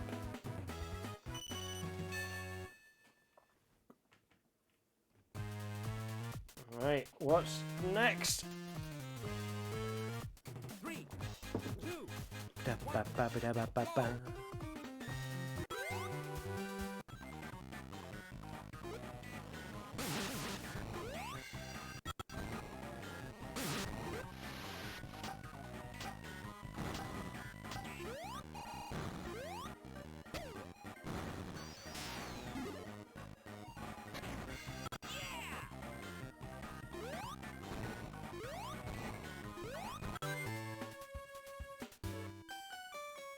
Yeah, that is...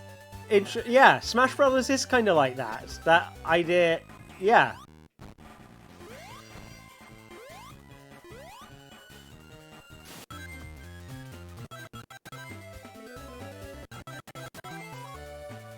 And I think the idea of, like, saying, oh, here's all our Nintendo characters who are, you know, generally, you know, quite cuddly, child-friendly stuff, and going, how about a game where they all punch each other? Which isn't, like, you know, I think, you know, like, I don't think there's anything specifically adult about games where a bunch of characters punch a bunch of other characters. But what I mean is that for most of the characters in Super Smash Bros., punching was not a thing that they did, you know? Or that they were known for. And I think that what makes it kind of interesting in a way. Is that, like, I mean, take Captain Falcon, for example. Like, this was a character who'd barely been depicted outside the manuals of the games that he was in. And they put him in, and they give him a whole he's got a Falcon Punch and a Falcon Kick, and things like that. And I don't know, it's a kind of fun idea of saying, yeah, okay, we know what Kirby does, we know what Mario does. What would it be like if they were doing those things in a beat-em-up?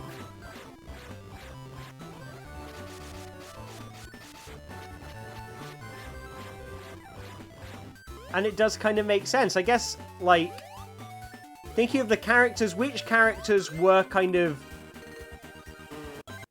when the first Smash Bros. Came out, which of those characters were known for fighting? And the only ones I can think of would be Pikachu and Jigglypuff. Which is kind of interesting. I guess wasn't there... I mean, I guess WarioWare is kind of... I think is a very good example of a game that's kind of a bunch of random ideas mashed together that somehow works. And I think it's like... it's all a bunch of random ideas, but there is a kind of consistency to... There is a kind of consistent set of rules that the micro games follow. You know, there's a kind of... Even though they are totally bizarre and out there and random, like, they follow a set of rules. Like, you should be able to beat each one by doing one simple action within a time limit, you know, with either good accuracy or good timing. And they can be really wild and out there and different from each other. But at the same time, they all kind of fit that same remit of, you know, this is the kind of games that Wario games are. Oh yeah, Fox, no, you're right, Fox as well. Like, I mean, I guess you'd seen a lot more of him, but he was mostly just a face at that point. Certainly in games, he was just a face.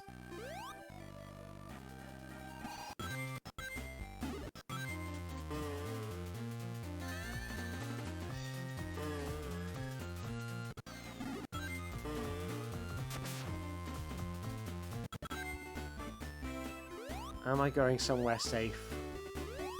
That's sort of watching myself fall down a big pit. Every time I go down a pit in Advance 2, I feel myself, my heart sinking just a little because I'm like, this is it. This is the bottomless pit.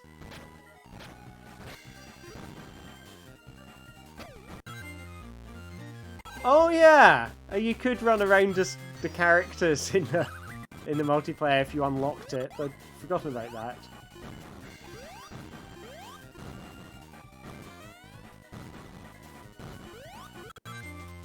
So that's okay. So that to me is the sort of Ocean Base is the stage where Sonic Advance 3 starts to get hard, as in starts to actually challenge the player. You know, you can't play it mindlessly from that point on. And I think that's a moment like it, but fortunately for me, it was a moment that didn't have any rings in it. Like, if it was difficult because it had rings, then that would be something different.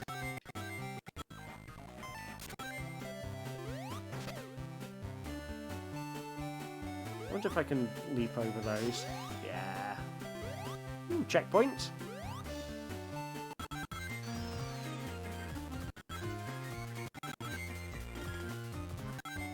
I like the sound effects in the music zone.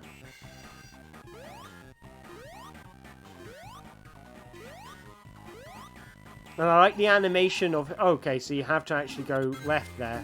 I like that sort of skipping animation he does when he bounces off of the notes. I think that's a really nice animation. Right. Well, like that moment there, like that I think is one of the sort of moments in the game where you have to start thinking about your platforming. I like Sonic Advance 3 is my favourite of the Advance games. But I think it takes a couple of zones to get into the bit where it starts asking you to think about platforming.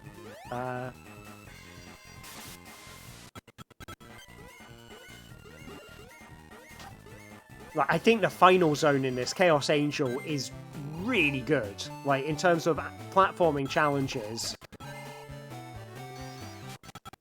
Like, how do we make, you know, interesting platform challenges out of Sonic? They absolutely nailed it, I think, in Chaos Angel. And there's a bottomless pit there. I need to remember that for future.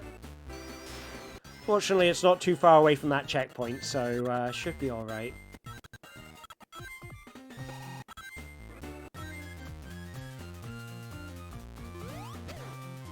Kind of an autopilot on that bit. Ooh! Past another level.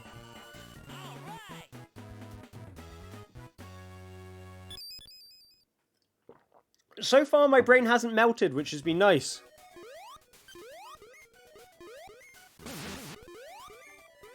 Okay, I just don't want to go in there. Because those levels aren't interesting. At least not as interesting as the normal levels. Alright, this one, I just really like the music in this stage.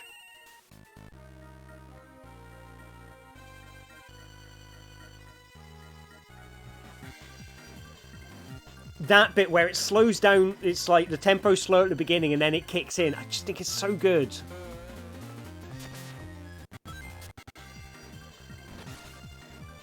I seem to remember from playing this, I think I used to play this level a lot, and I used to always go the top route. So I'm going to try and repeat that.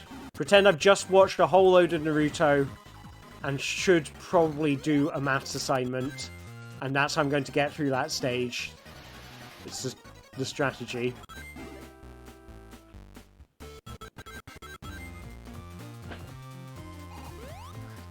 Okay, back down here again.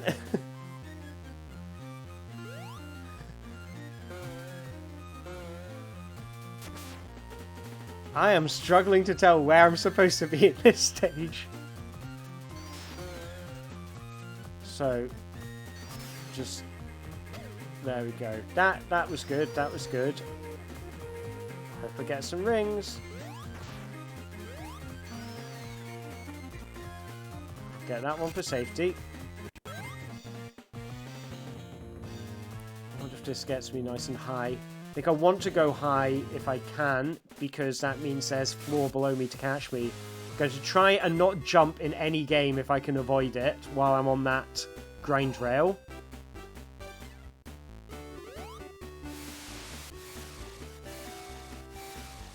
So I go down here. And I'm probably going to catch a ring while jumping. Oh, okay, that's nice. So just try and avoid jumping if I can.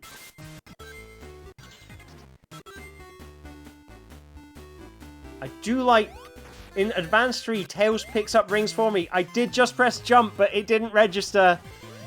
That was a nice, lucky miss.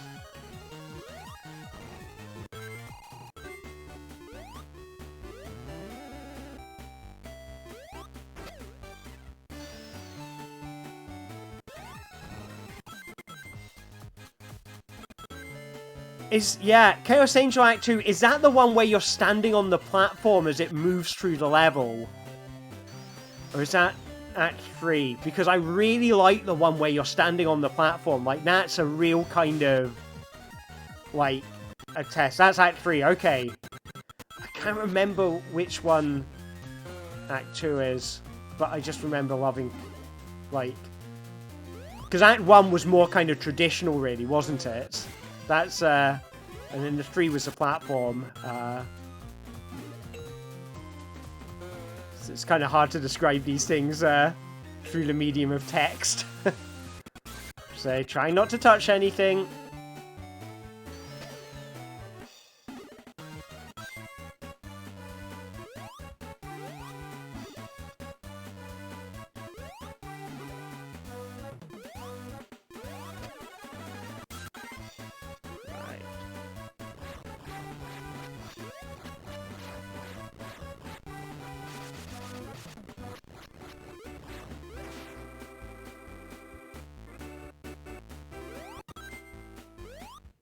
Try not to jump, that is my strategy.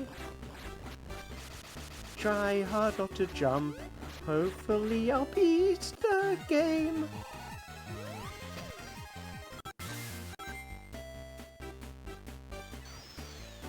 Just keeping my fingers away from the jump button.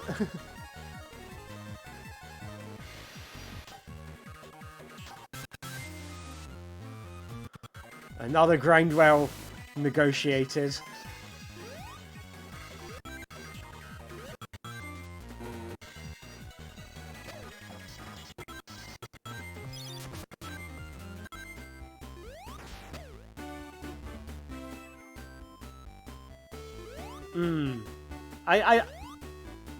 I agree with you. I think there's some really nice music in the advanced games. So, yeah.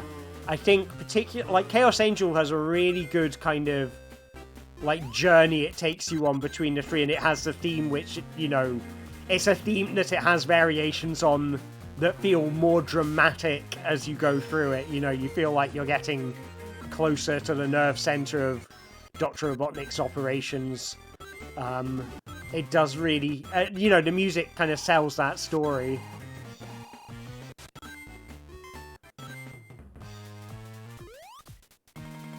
I like this animation. Look at that. Like, the way he kind of skips. I just really like that.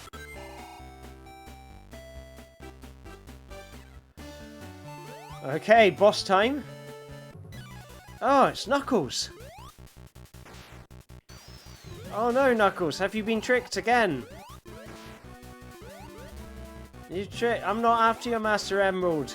It's Dr. Robotnik's the bad guy. You're always getting tricked, Knuckles. Why do you keep on doing that?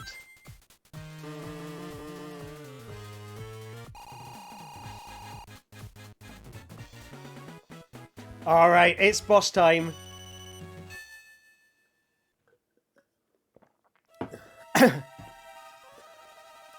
Alright, now.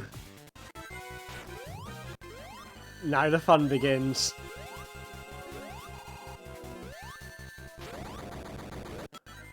What's that, Knuckles? You exploded? Unlike Sonic, I don't shoot missiles. I'd rather shoot a missile. Right, get some rings.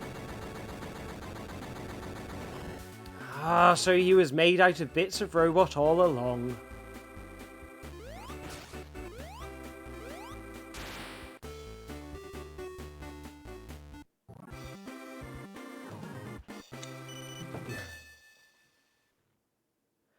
Unlike Sonic, I don't like to chuckle. I know not what chuckling is, for I am a robot. Humor does not compute, for I am Knuckles. I feel like I'm having to be very careful on that platform. I really like this bit of music as well. Oh, I thought that was over a bottomless pit. Excellent.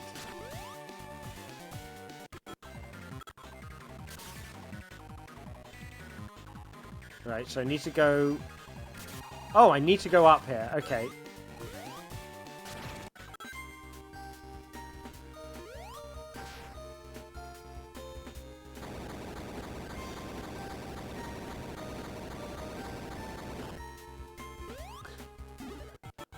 What is Chuckle? I only know bits and bytes. Is Chuckle made of bits? What is memory address of Chuckle? What is like? I do not know how to like something. I am a robot. What is this human emotion known as like?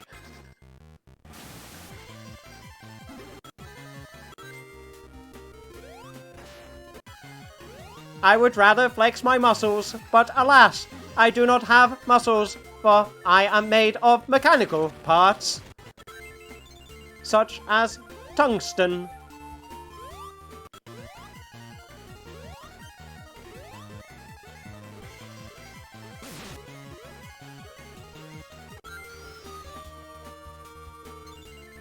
Unlike Sonic, I don't like to chuckle.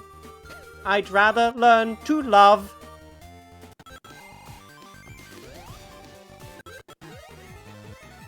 Am I going to land? How long do you think it's going to take before I can land a hit on that boss? Because as soon as the rings come out, they just throw me, and it's like I can't keep track of what I'm supposed to be doing.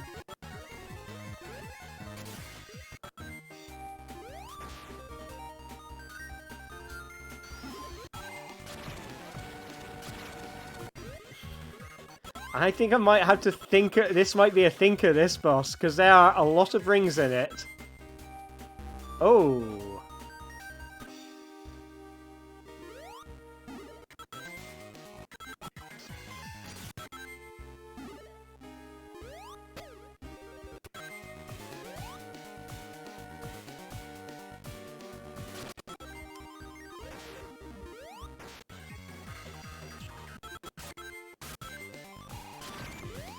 I'm trying to think, like, what would be the most obscure Sonic character to have been playable in a game? Because I guess Tails Doll is probably up there.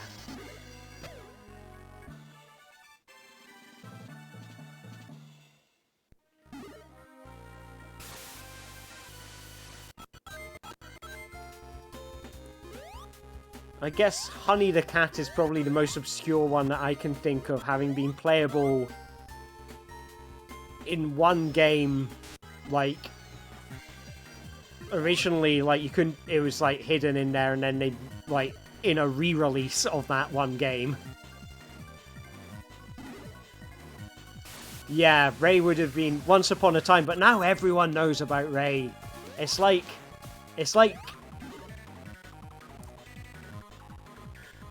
being into, it's like the Beatles. Imagine, like, being into the Beatles before they were cool or something. It's like, oh yeah, I knew who Ray was before he was in Mania. I got a hit! I got a hit on Robotnik! I had 57 rings. I jumped into a pit. I'm meant to go in this vacuum tube. Down I go once again. I'm glad I've got infinite lives. I'm really glad I've got infinite lives.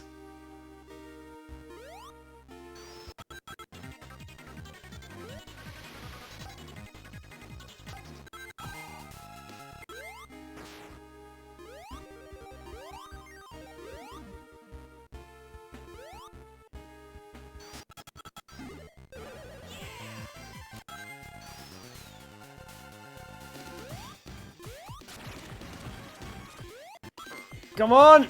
Yes! Okay, I think I just need to try and just...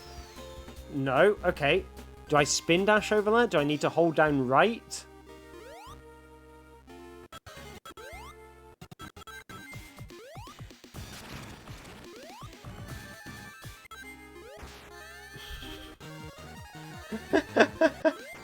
Okay, now the difficulty has started to appear. Right, 2 hours into the run, then it starts getting kind of nasty.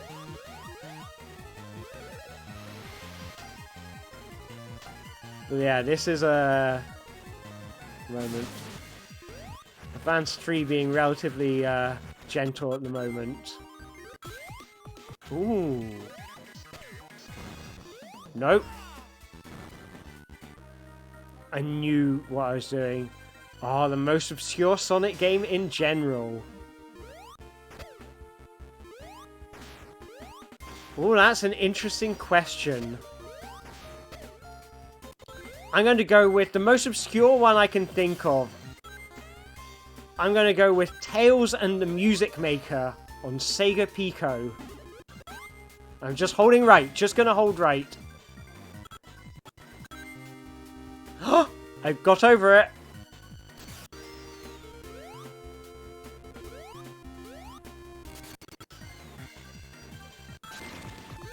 Okay, just focus on staying alive. I want to bank those 2 hits that I got.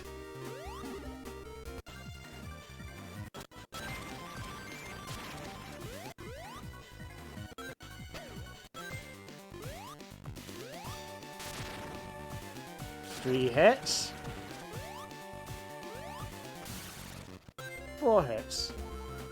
And down into a thing. Ooh, Sonic Chaos Crush. I have not even heard of that. That is pretty good. Oh, there must be like some mobile game that only got released in Japan or something. Like, you know, like a Java game on like camera phones or something. Couldn't name any of them. That would be if this was like if we were on Pointless or something. Like we asked 100 people to name as many Sonic characters as they could, and you need to get an answer which no one else has said. And then a Sonic the Hedgehog game released officially by Sega.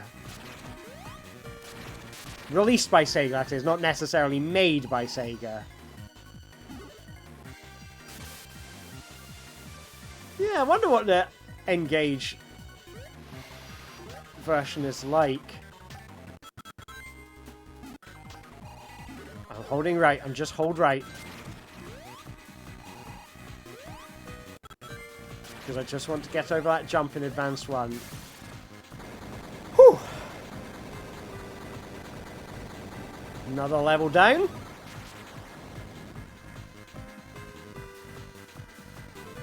Quite happy with that. That one was a bit more straightforward than the last boss. I was quite fun because, like, I had to react quickly to it. But it was kind of satisfying reacting quickly and then going, yeah, okay, I got this, you know? Eggman just came out of nowhere. I gotta hurry. See ya, Tails. Huh? Sonic, wait for me! Now plays Tails.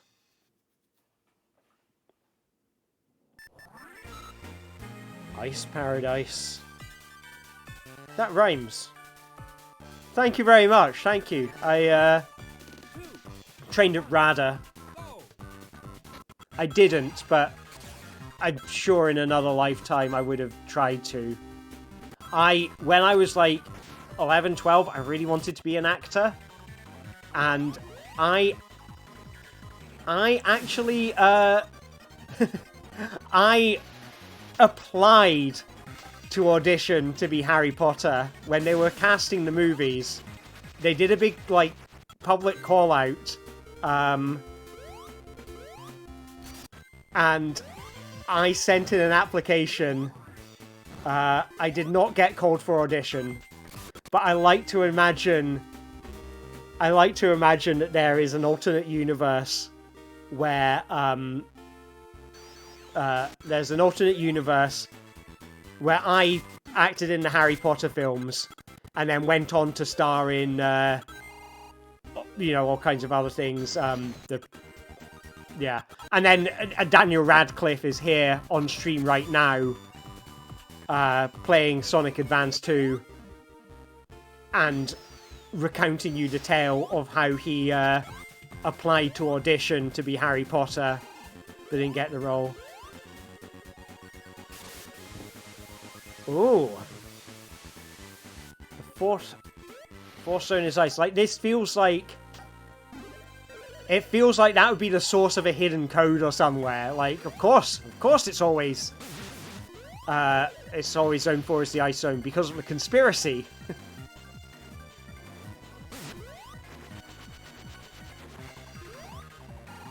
Oh, I've got to do... Okay. That jump.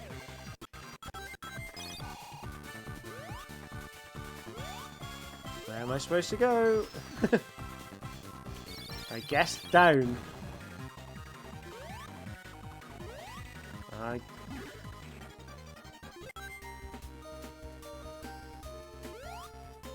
We're still on this bit. Maybe I need to, like, think about this in terms of one game at a time. So, like, I am going to focus on Advanced 1.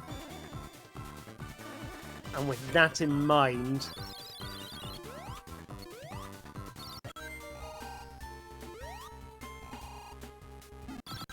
Hold right.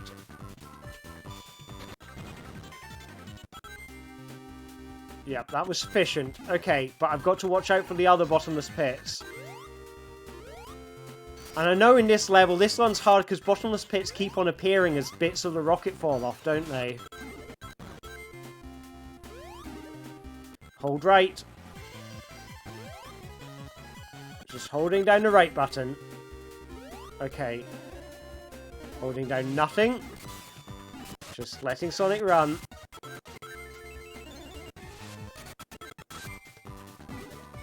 Okay, and I'm going to get on that rail, and I'm also going to hold absolutely nothing.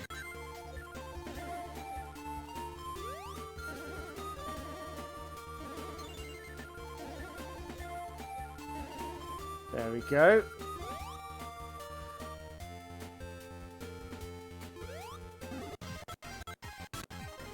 Just holding nothing. Whenever I get to something that's a bit shaky now, I'm just holding down nothing and hoping that it all gets resolved. Okay, holding left.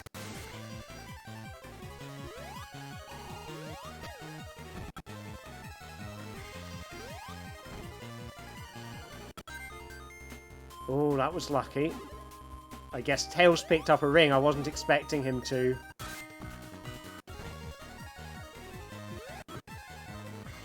Oh. I wonder if I hold down R and use that to get the ring.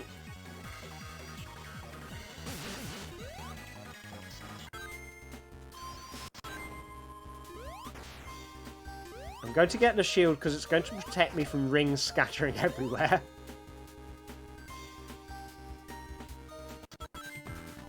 Just holding nothing. That's got to be the safest thing.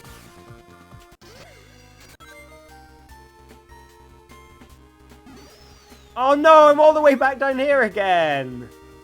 Oh well, at least I picked up the rings that would have messed me up, so hopefully I can hold right.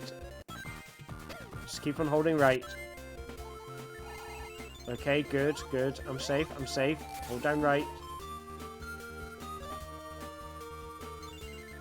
Okay, and if I jump onto that spring and hold down right... Okay, that was good. Who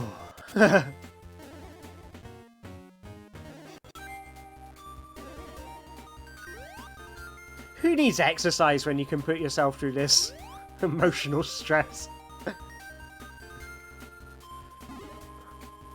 It's probably very good for my heart rate.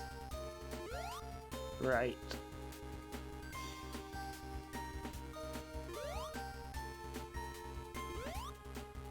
Okay, this is good, because this looks vaguely upward. Yeah, okay, this is good, I think.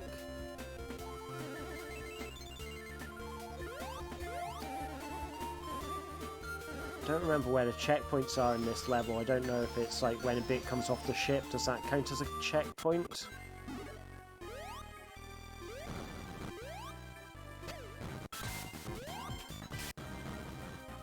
Got to try and not touch anything.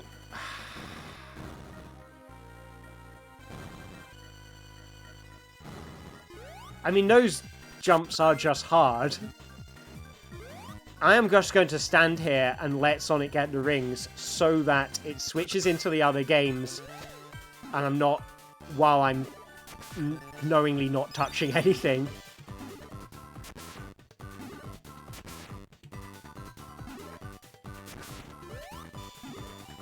So I feel like phase 1 of the challenge has involved, you know, playing kind of mindlessly. Phase 2 of this seems to involve, like, trying to press nothing if I can. Yeah, Egg Rocket Zone 1's got such good music.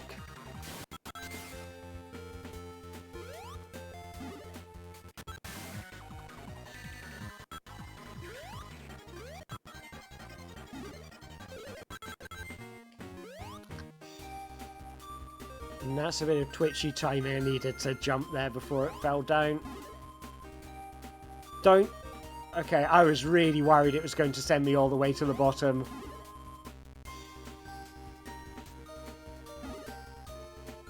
Fortunately, no rings here, so this is just time wasting. As long as I get to the next section before the countdown ends.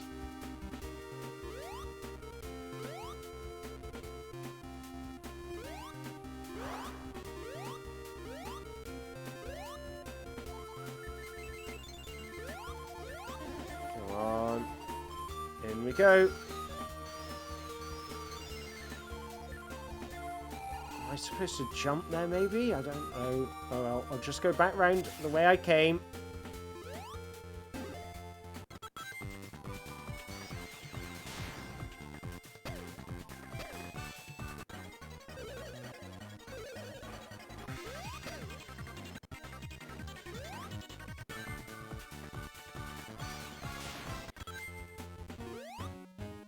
Okay, so I need to jump on this spring, and I think I need to go to the left after I hit it to get onto these doodads.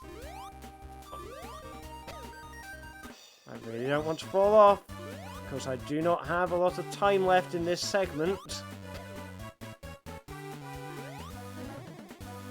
You can see the red numbers flashing.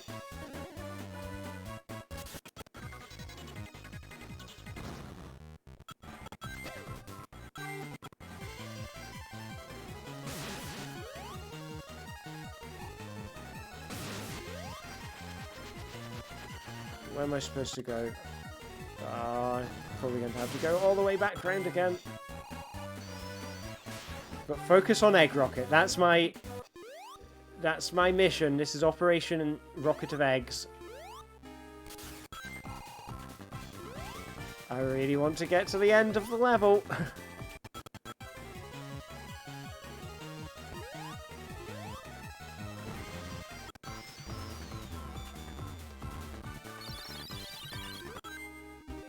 Alright.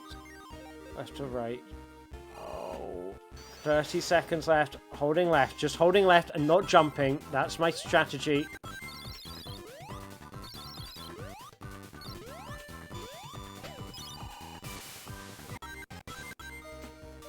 Just hold left, hold left, hold left. Please be a checkpoint. Yes!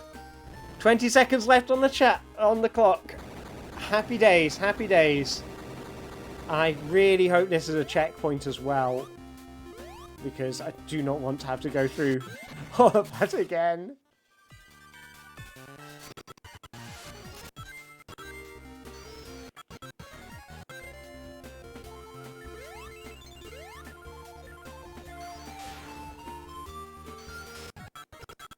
I know the arrows are pointing right, but I want to see what's over here. Oh, this is probably helpful because it will stop rings from being shot out at me.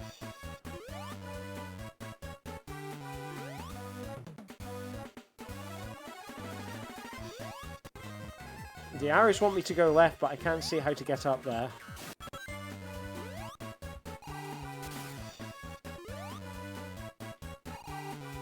Am I missing something?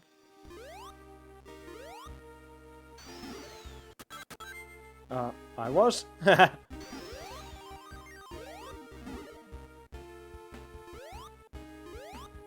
Yeah, I can see the connection. Pocket Adventure is that kind of... It's really, like...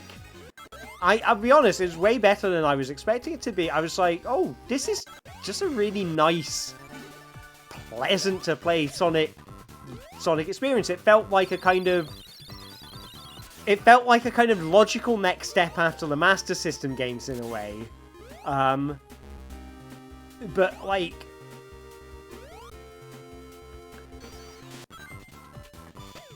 But able to kind of pay off with the kind of the feel of the levels that the Mega Drive games had in a... It was a sort of strange middle ground between the Mega Drive games and the Master System games for me, and I really liked that. I thought it was, yeah, very cute, I think, is the perfect word for it. And now I'm holding down right because I'm trying not to jump, but I think I did just jump. I don't want to jump because I don't want to fall off that thing. But I don't think it's going to send me too far down. So that's okay. I guess everywhere I can fall down from, if I'm falling down and losing progress, at least the rings that used to be there are now gone.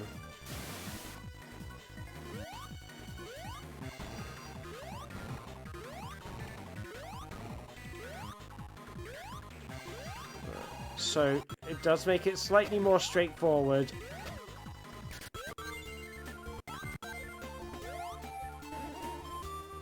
Just try and press nothing, because I think that might be a death pit to the right.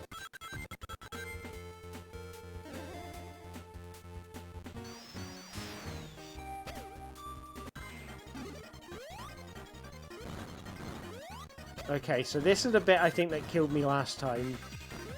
Because the timing on this is very specific. Strangely specific for, like, only a third of the way through the game or something, like.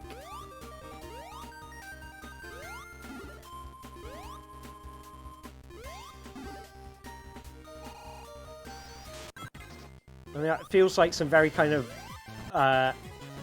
final level kind of accuracy to get through those between those moving barrels.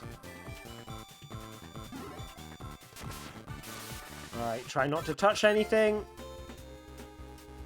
Don't know if that was a good move or a bad move.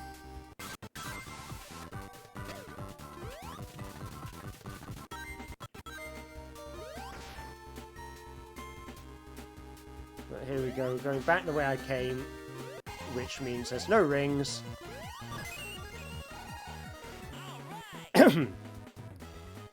And that is Act 2 clear. I'm just going to grab myself some water.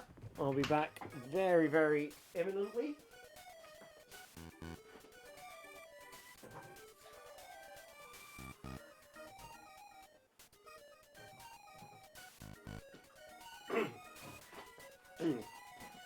And I have returned.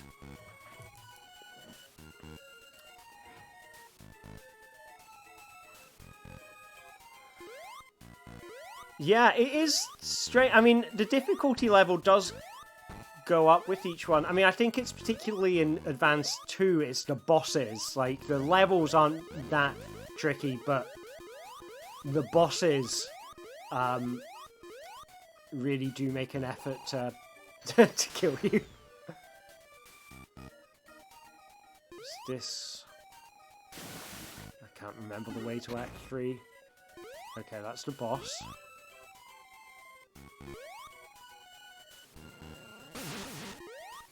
Is that Act 3? Yes! Right!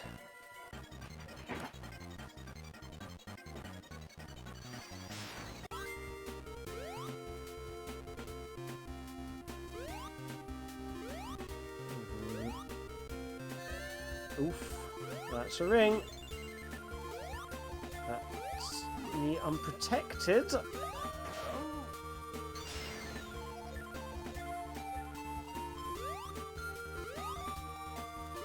I don't like these spiky barrels very suddenly.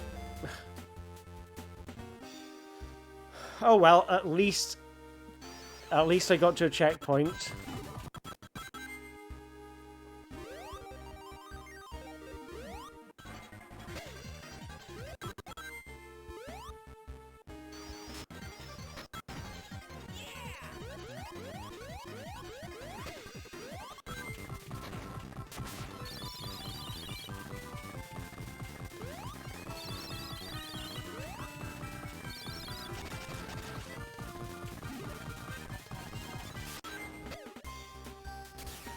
It's interesting that there are, like, there's chunks of the game that you can do kind of mindlessly, and then bits where you have to really concentrate.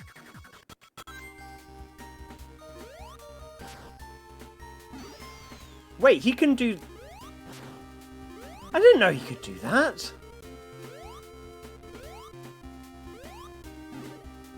Yeah, I don't... So, Sonic Eraser, was that like an unreleased demo, kind of like Sonic Crackers was, or because I've seen it about, like, I've tried it because I was thinking, oh, I should add that to add that to the Magic Box, but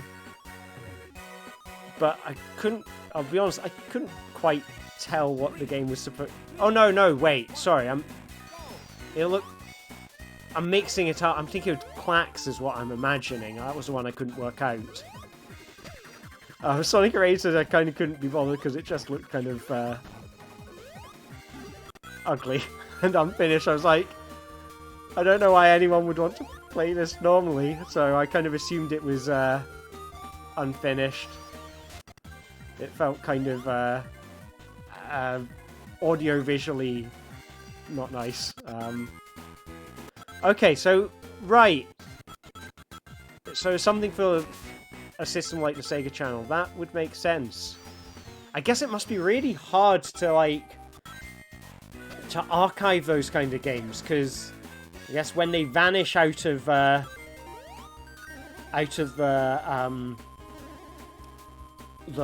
like, the airwaves, they kind of cease to exist, really.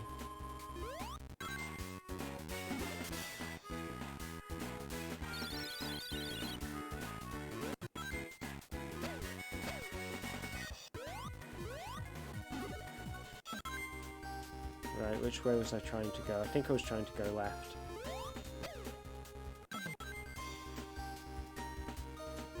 No.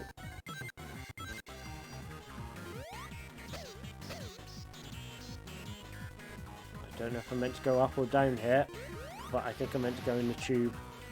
So I'm going to hope that the tube takes me somewhere good. I'm not sure it did. But I'm focusing most of my energy on Advance 1 at the moment. Because this level is the most hairy. The others I can kind of, at the moment, just kind of zone out a little bit on. But Sonic Advance 1 I need to concentrate.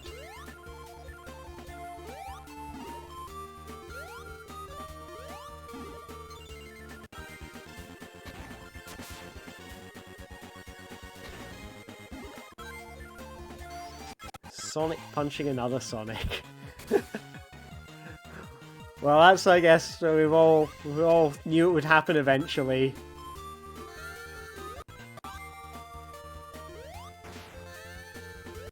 Does one of the Sonics say, like,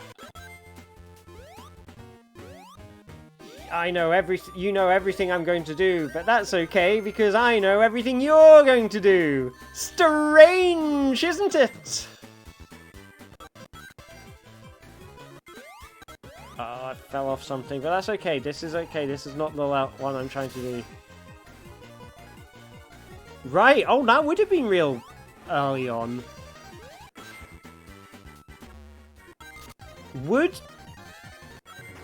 I guess Sonic Eraser wouldn't have predated Sonic 1, though. Maybe. Sonic 1 was what... I want to say it was like June or July of 1991 is when that came out in Japan. But, I'm not, you know. You might know everything that I'm going to do, but that's not going to help you since I know everything you're going to do. Strange, isn't it?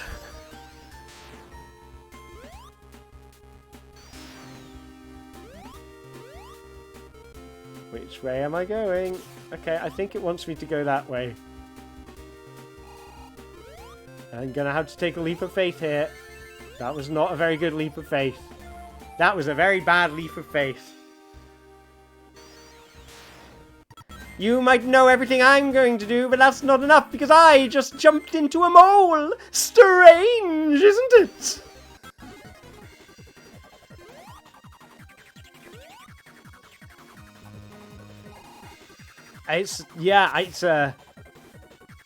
It's a beautiful piece of acting. Shakespearean, I think. I think that's the line from King Lear.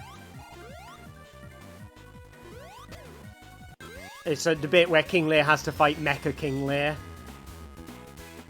My favourite bit.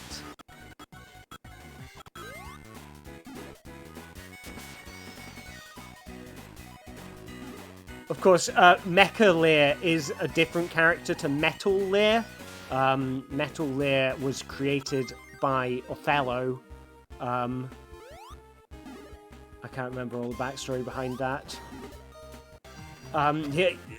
The important thing is Metal Lear was made using Ophelia's blood from Hamlet. Oh my god, imagine if all the Shakespeare plays took place in the same extended universe.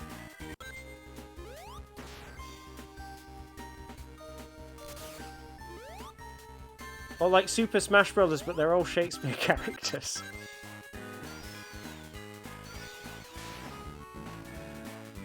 Shakespeare Smash Brothers.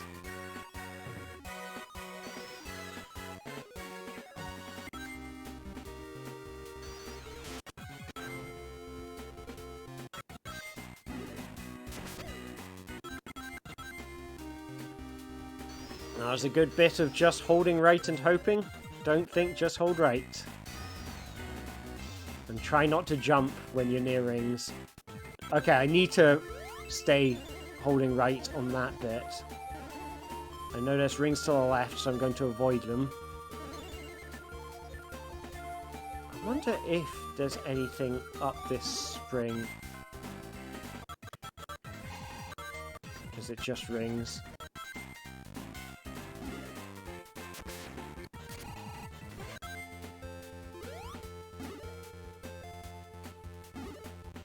Oh, there is stuff up there.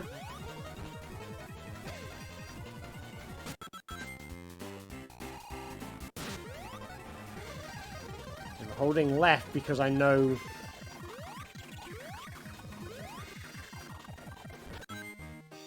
I don't want to die.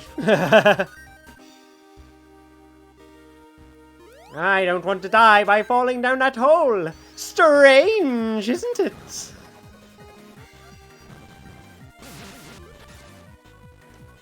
I think I want to go left.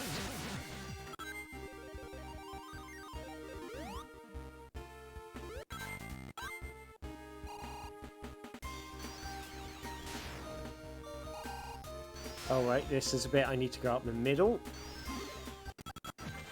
Oh. That bit I needed to be hammering the jump button.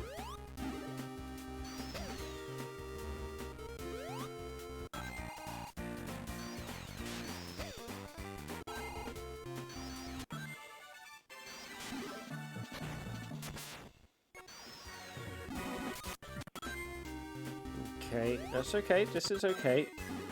Just holding nothing for a while.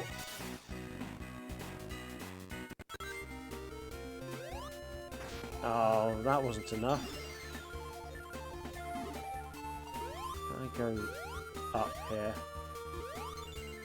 I wonder if this is a less ringular route.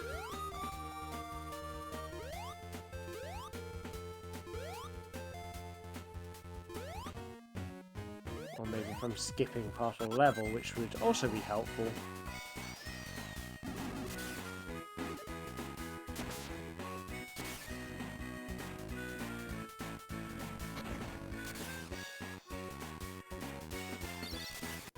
I just need to hold right. Okay, I think we might be onto another boss.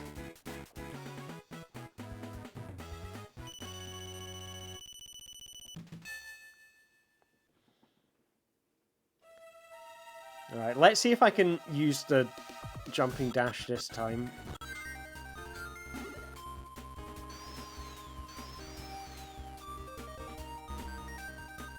Oh! Well, that's an interesting trap.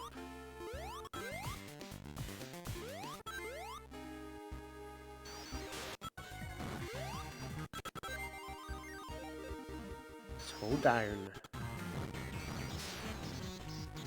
Grab air because I can't remember how long I've been under here.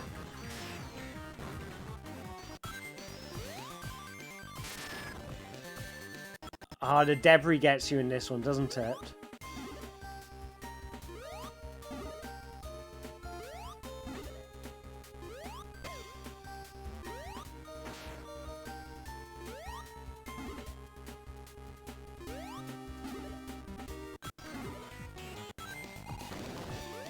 At least I've got rings. Let's just take it slow, make sure I've got rings.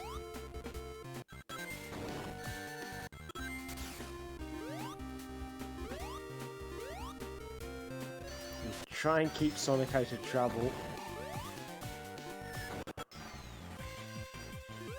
Oh, I nearly had that platform.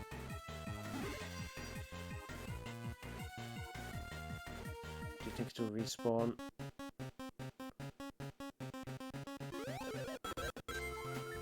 But is it going to...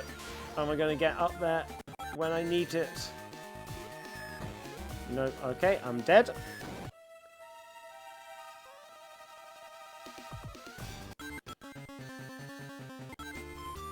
I've heard about this Satellaview. I guess it was kind of similar to Sega Channel and all these things. I saw a really good gaming historian video a couple of months ago about... It was a... I think it was like a network adapter for the Mega Drive, I think, that never really took off. It was like compatible with a small handful of games. I want to say it was the Mega Drive and not the NES. It's one of the two. I think it was the Mega Drive. And it was, yeah, it was a network adapter for the Mega Drive.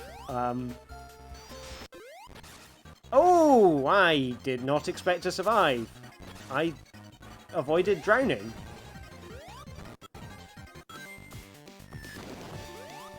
As long as I hang around at the back, I should be relatively safe in the boss fight.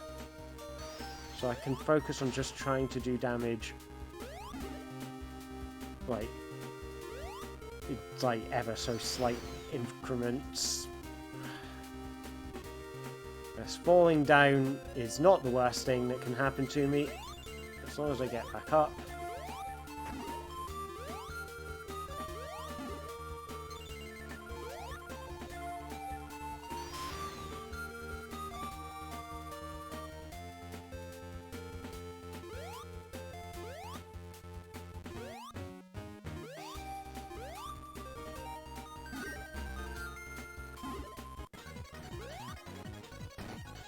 I think I need to keep on going right.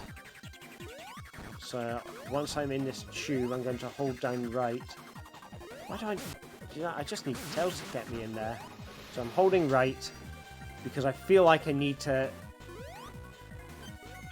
go right in Advance 1. And now I'm on a ramp. I have no idea where I'm going in Advance 1. Oh, that was not helpful. I need to go left. Oh well. It's a backward step, but it's not too bad.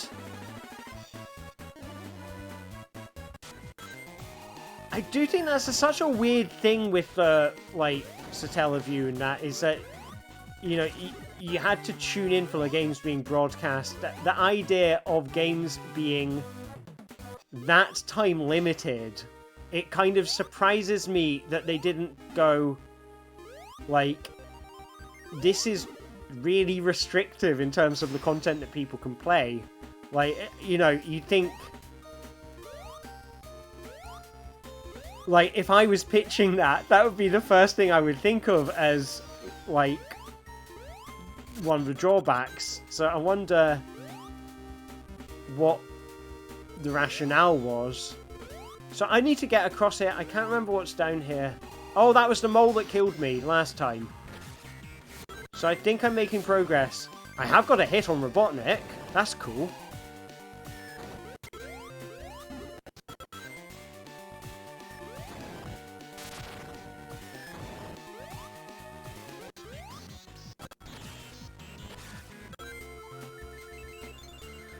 So, take it slow. Breathe in.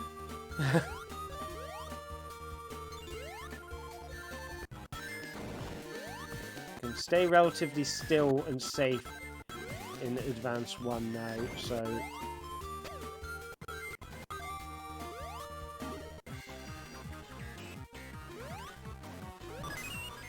I think I need to try and press nothing.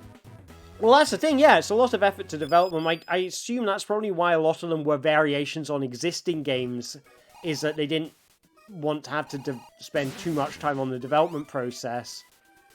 But presumably that means, you know, as a consumer, you're ending up with stuff that's not exactly like a kind of a hot, you know, a hot ticket item or something, you know? I don't know, it's,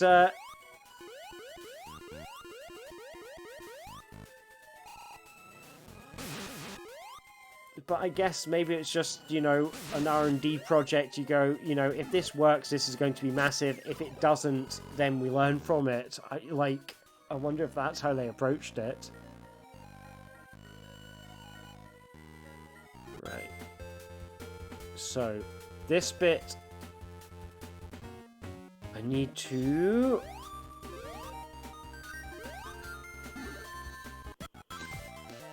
Can I get that bad guy before it? Just in case I fall down again. Oh, do I need to hold down left or hold down right there? I'm holding down left. Left was the right thing to do. I'm used to Sonic going further if you don't press anything down. Like, that's the way it worked on the Mega Drive.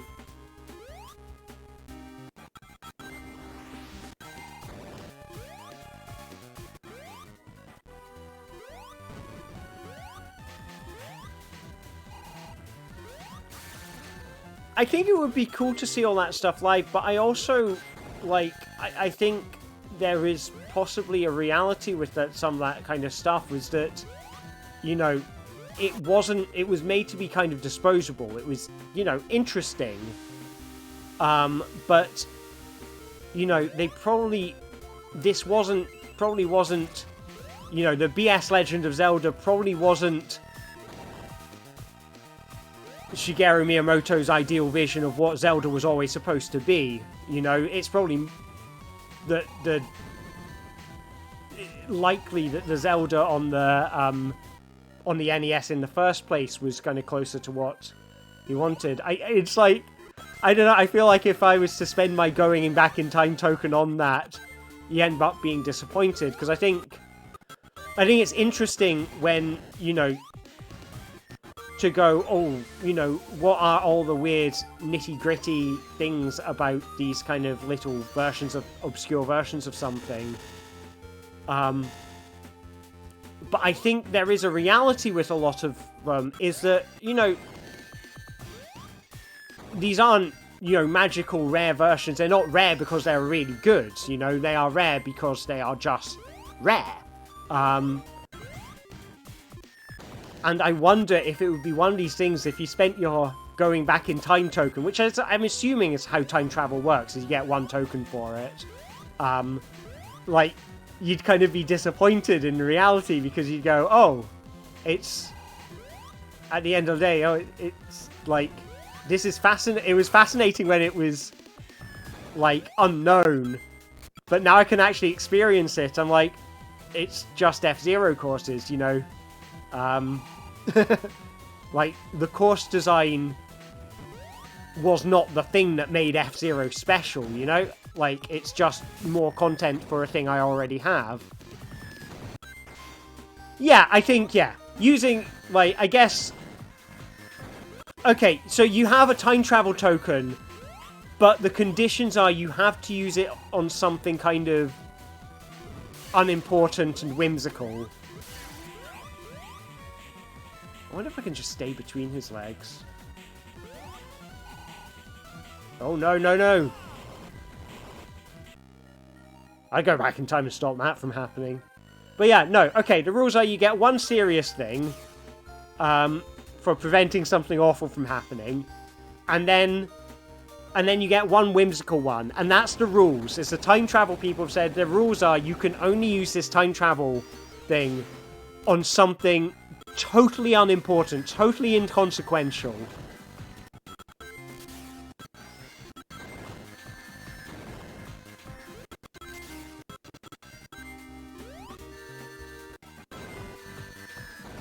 I wonder what my inconsequential time travel thing would be.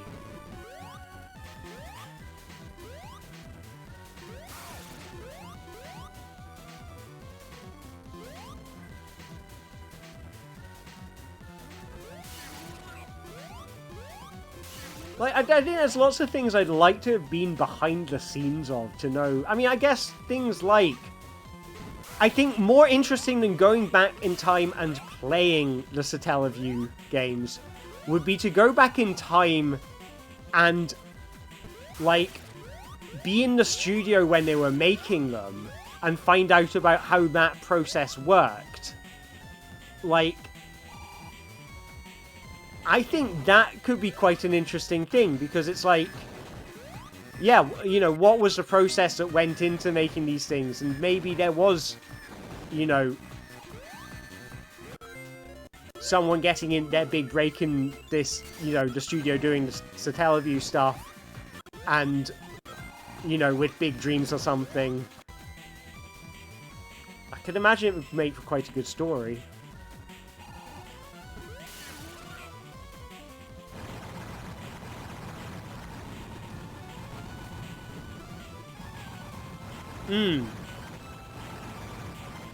I think as well as, you know, if there's cut content, like, you know, why were those changes made? Like,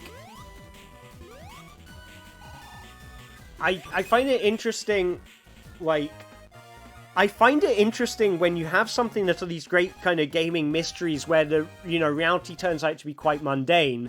So like the thing with Michael Jackson making the music for Sonic 3, and like eventually it emerged. I mean, this story may have been updated since, but I remember it emerging like maybe 5 or 10 years ago in an interview.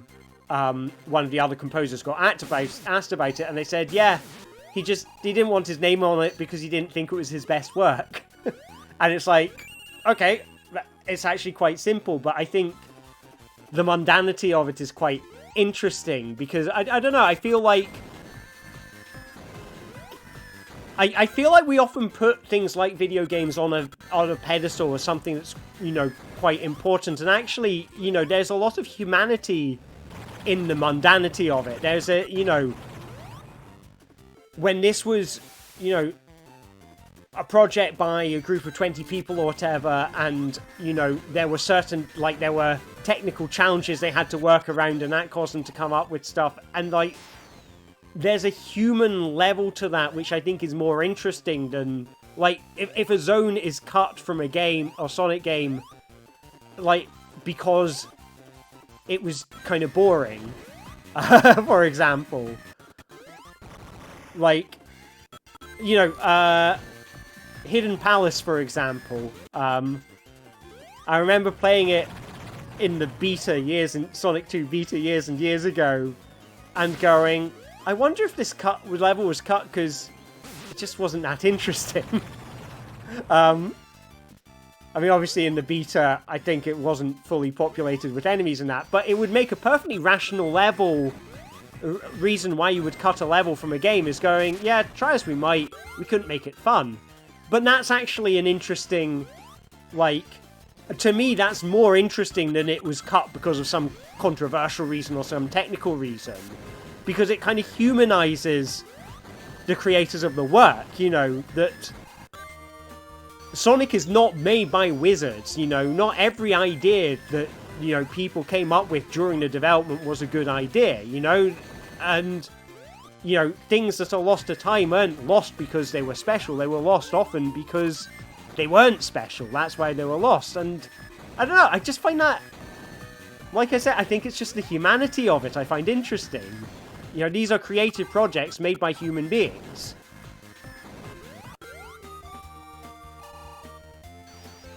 Generally, towards the end of a game development, realistically, the programmer is sick of looking at it since they spent years hammering away at the same game.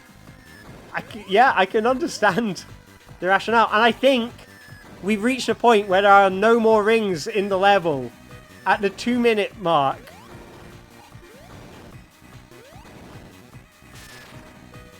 So I'm going to have to concentrate really hard to beat this boss. Which I did. It became slightly easier when there were no rings on screen. I think that makes sense. I mean, I think when we, you know, when you're, like, when I'm playing Sonic Advance, I'm not looking at what's going on behind the scenes. I'm not thinking about, oh god, you know, this crash is about to happen, or, you know, or whatever.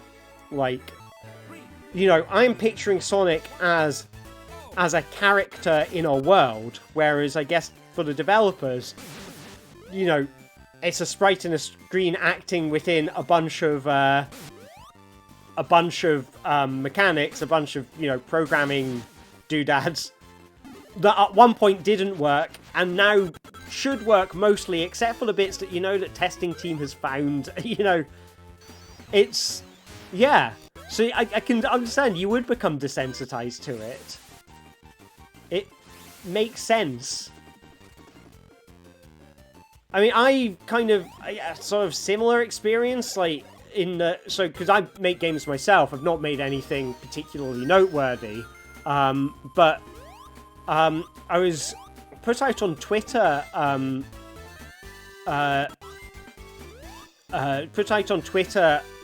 Like a little just to kind of, oh, by the way, it's 10 years since I released my first iPad game. And, you know, that game was a big deal for me. It was a big kind of career move, and, like, a lot of good things came out of it, even though it didn't sell particularly well. But I've always kind of regarded it as quite a flawed game. Like, I could list you a zillion things that were wrong with that game. And I just, you know, someone replied to the tweet to say that it was one of their favourite games on iPad, and they still have it installed on their device.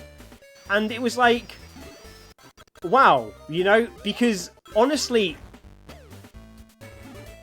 all I can see with that game is the flaws, you know? I can see the intention and I can see the flaws. I can see the intention and I can see how it kind of met my intentions, but, you know, in many ways didn't.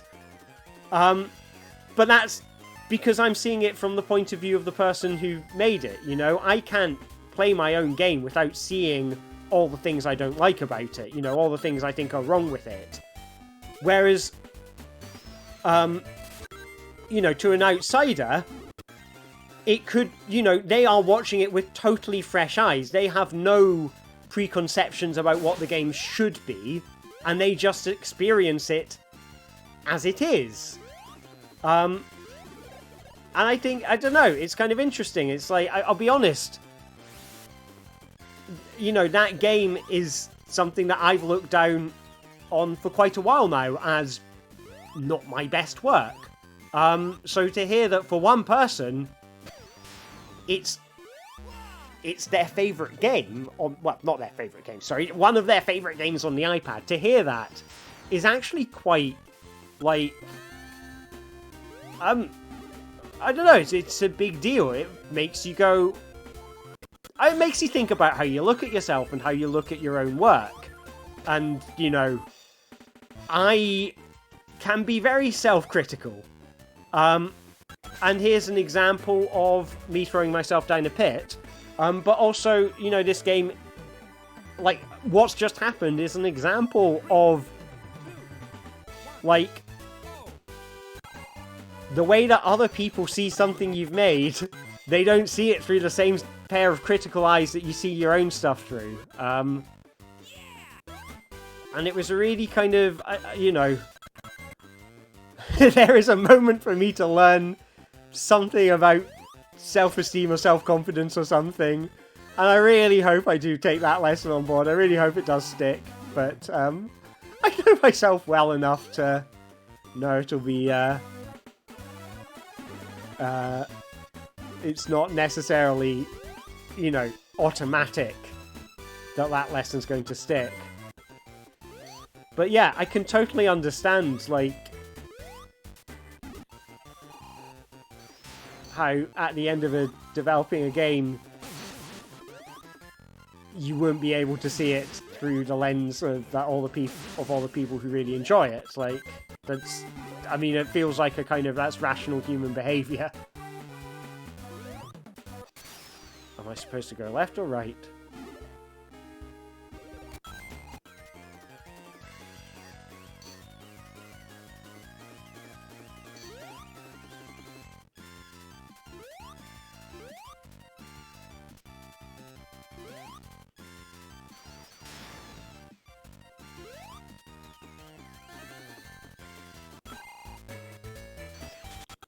I guess in another perspective, like, so I do an interactive, well, at least I used to do, pre-lockdown, I used to do these interactive stage shows, and there's one that I do that's made up of games designed to be played by a theatre audience.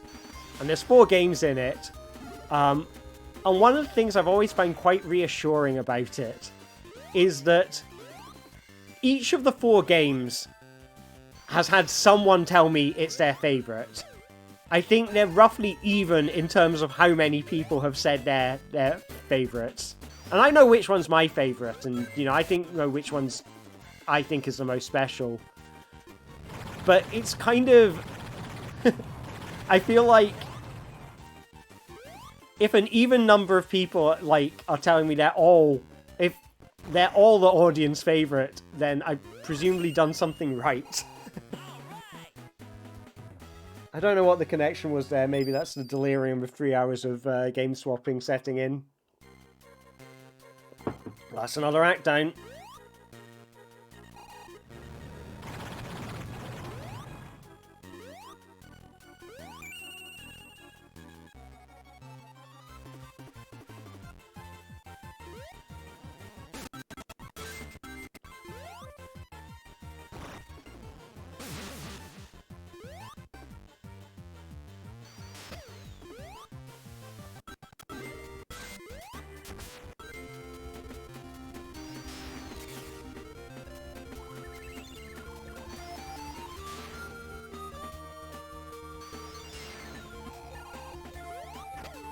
But I can feel myself sort of starting to tire out a bit, but I think that's, in a way, I feel like it's the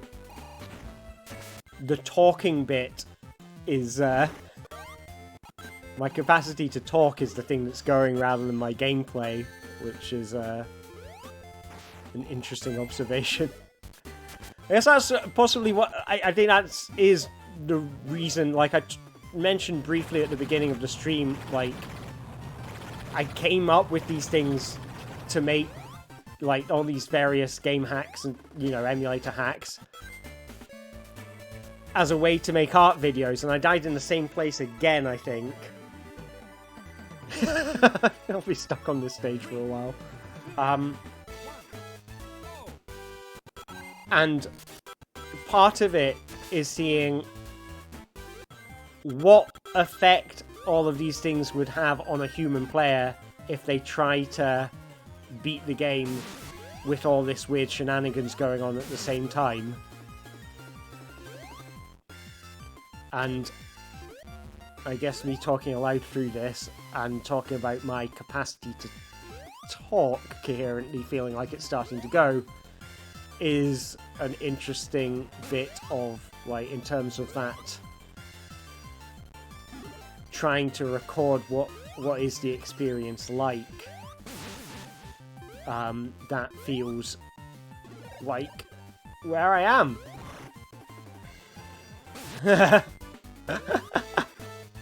No worries. Thank you for coming along. I was like, I thought it was quite funny. I had a look down at my phone and saw, oh, I've got a few more viewers than I did the last time I checked, and realizing, I think a bunch of people have just tuned in to hear me talk about how I'm starting to get a little bit delirious in that my capacity to talk feels like it's on the wane now. Like, not as in I can't make noise from my vocal cords, but like, you know, the level of trust I have in myself to string together a coherent sentence is starting to go. That's all part of the adventure. I just don't want to land on spikes. I am going to get some safety rings, even if that means landing on spikes. As long as I can get the ring, it's still a safety ring. Up here. No, no. Get that ring, Sonic. Thank you. Right. Try not to screw this up again. Thank you. No. That is a risky jump. And I'm aware that we have a limited time in this section. Oh, I would want to say I've been in Egg Rocket for the last half hour.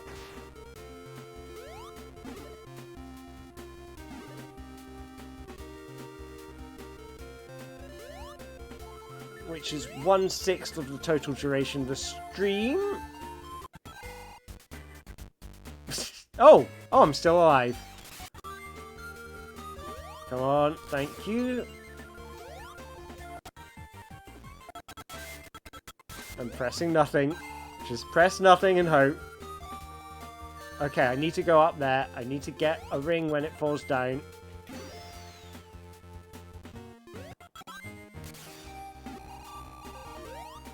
Right, I need to get up there somehow. That's a nice jump. That is a nice bit of design. It uses the physics.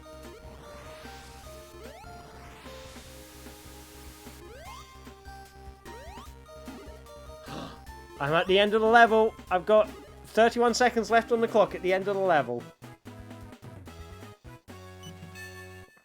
Egg Rocket Act 2. I feel less worried about Egg Rocket Act 2 because I feel like there's more, like, floor in Act 2.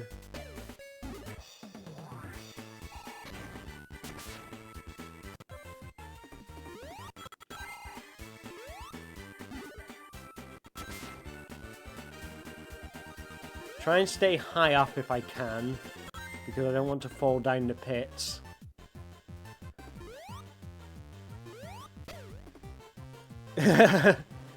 Yeah, probably worth taking a break at some point. I think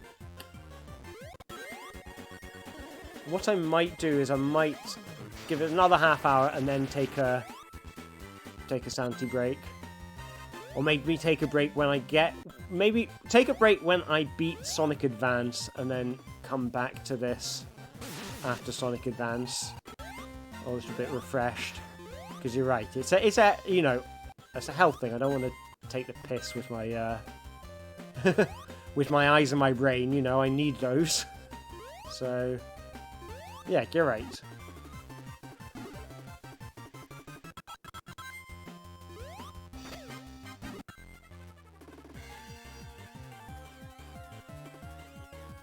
I guess with something as, like, flickery as this as well, is probably not good to spend great deals of time focusing your eyes on.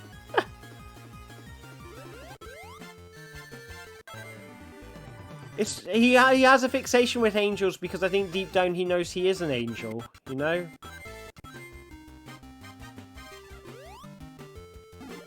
The egg symbolizes newness and purity. You know, it's like the cherub, you know?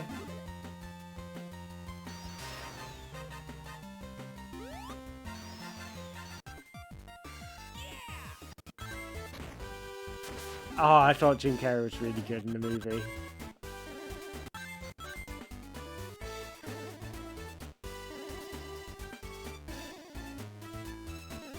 Some more up here. Yep. Just try and stay on the high road if I can. That's right, Sonic. Yeah.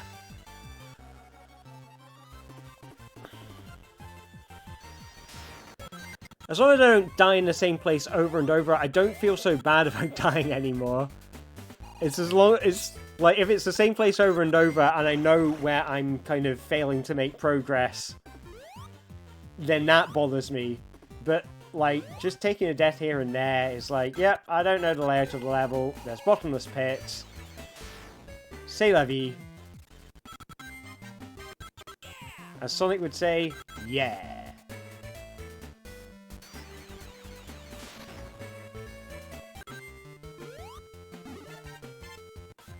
I keep on trying to... Oh, okay, so it's the elephant. At least I don't think it's that far from the checkpoint, so that's good. Yeah, I mean, I know I have beaten them all a few times, but not in a long time. Like, I do not have... Like, I have a pretty good knowledge of the Mega Drive games. I do not have a great knowledge of these games. Like, I played them a lot, maybe... So I think it was, well, 2006 was first year of university, and that's when I played them a lot. I've played them, you know, infrequently since, but, you know, we're talking 15 years ago when I played them a lot, and so they are kind of rusty in memory. So,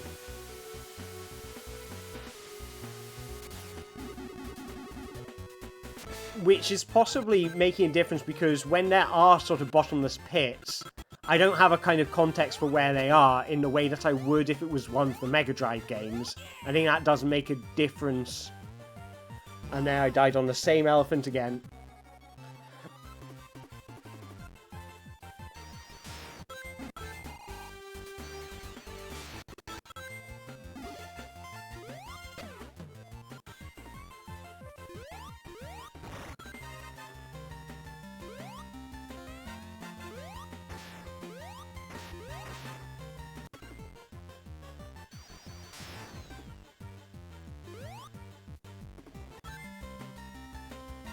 I do like it when it switches because Tails picked up a ring.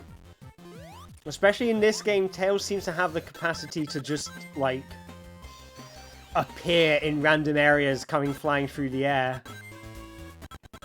I need to keep on holding right for advanced free.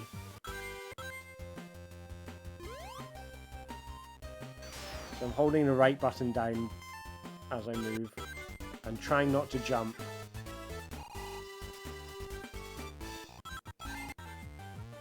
There we go. And another one.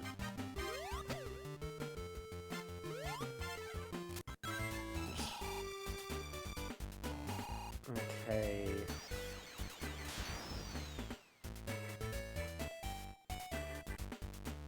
That wasn't upwards, so that's frustrating. But I only... Okay, I lost progress. But not anything more meaningful than that. Oh. Hold right, hold right. That's the end of a level.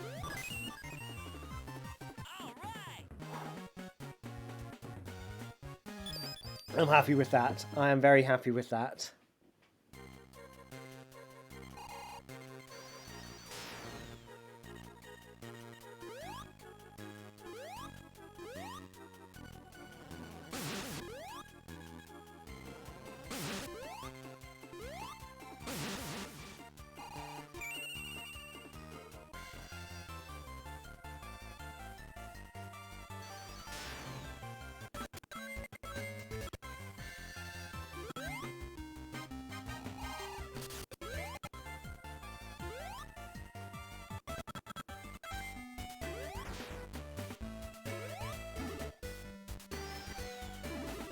No, okay, down the hole. I just didn't see that coming. I wasn't switched on for that. But I think I've made a bit more progress on this level, so that's good.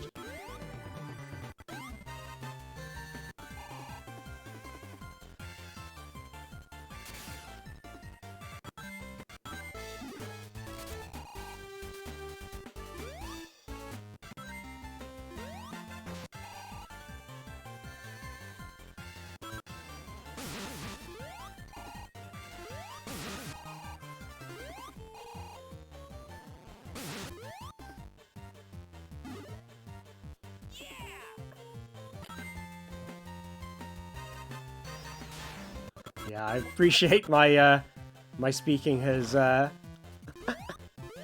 commentary has dried up a bit as I've started to get more tired. So I think I'm gonna, like, commentary wise, just focus on beating Advanced 1 and then take a break, and then I'll be back to some semblance of normality. You know. At least within what I can normally claim to be normal.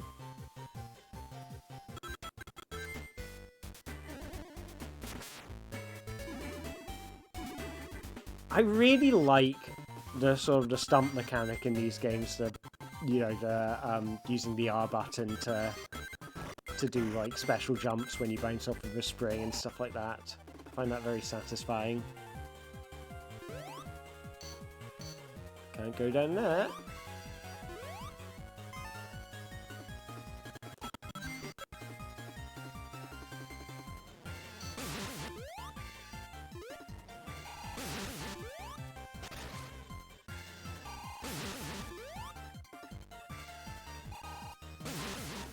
I'm going to see if I can get up here because I want to take the high routes as much as I can.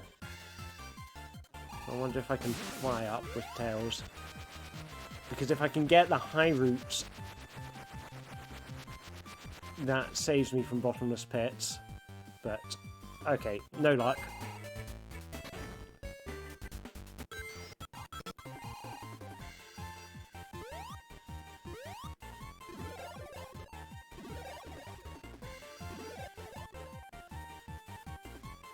Oh, this is interesting.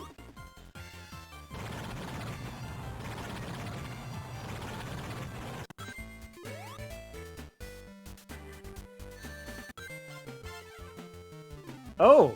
I reached a boss! Okay, there's one more boss after this, isn't there? Or is that just if you got the emeralds?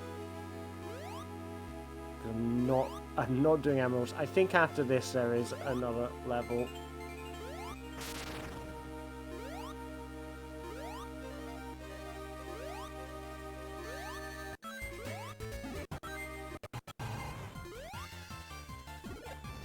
Presumably the final boss won't have heaps of rings in it, so it'll probably... I feel like I'm on the home straight now with Advance.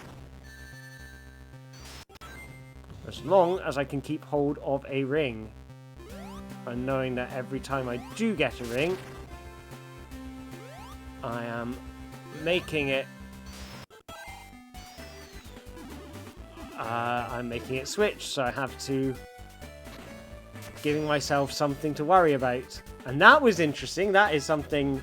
I just did the air jump on instinct, and I had no idea it would change the direction of the thing.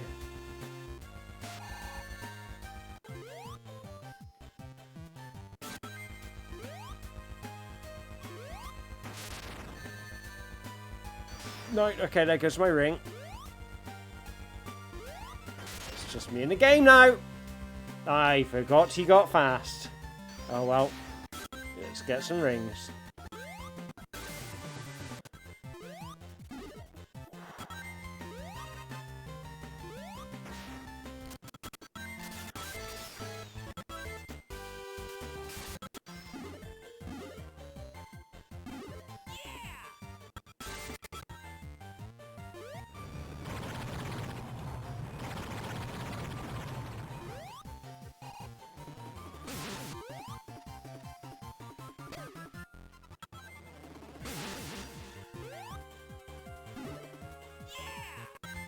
checkpoint. Good, I like checkpoint.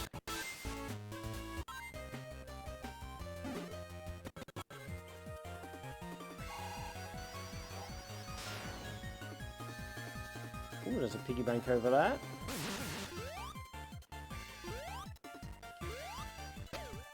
Get the ring for safety. Is this... Okay, this is going to bring me through a whole thing. So while that's going on, I just concentrate on the 2 games that are ahead of me. I think I'm supposed to go left in Toy Kingdom. I am not sure. I'm going to try going up and to the right. I'll use Tails to help me.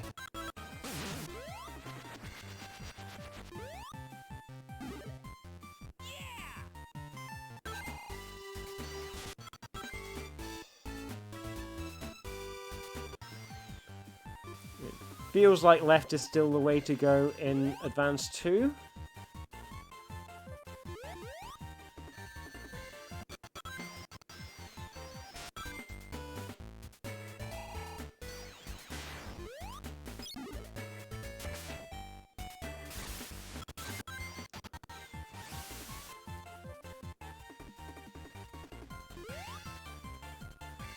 Okay, this is good, this is good. So we're at the back end of Zone 4 of 7 in Advance 3. So, this feels like good progress. I should have paid attention to try not to jump in Advance 2. But, oh well.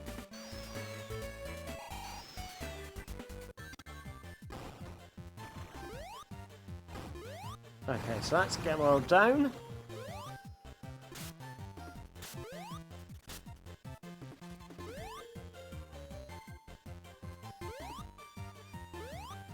And let's get that ring. That's the end. That's the end of Act 3. So just got the boss in this zone.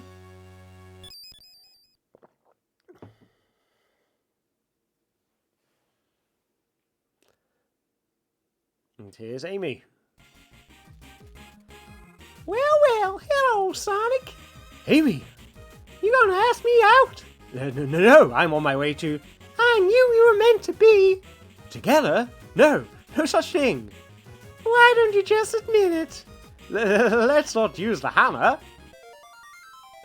You may select Amy now. Okay, let's fight that boss. Let's find the boss first. Where the hell is the boss? Today I find a chow. Where the hell is the boss? You say. Where the hell is the boss? It was up here all along, oh yeah.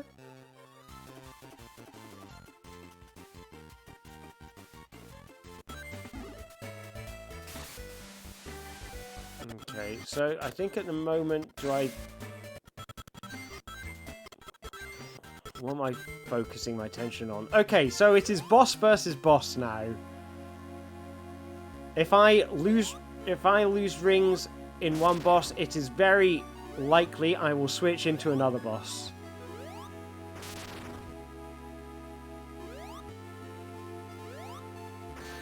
It's very easy to lose rings in that bit.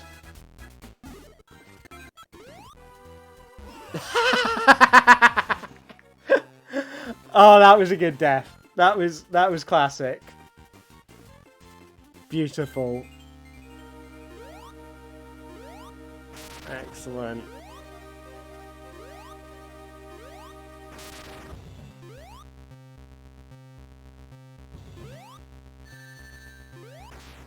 Oh no, it's Eggman. He's firing plasma balls. Watch out for his speed. Don't jump on his spikes.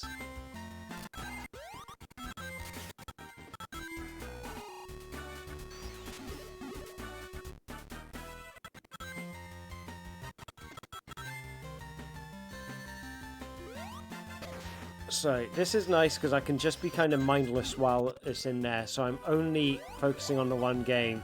And I remember I've seen...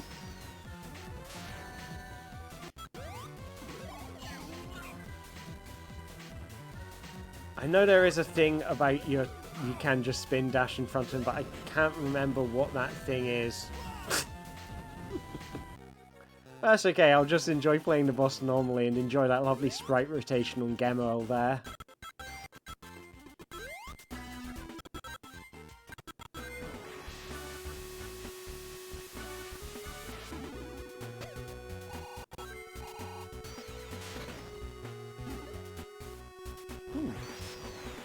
And round I go in the air. I love this music.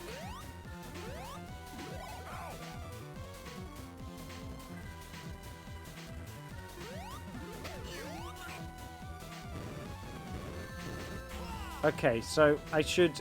If he's launching the Wrecking Ball, I need to go close in.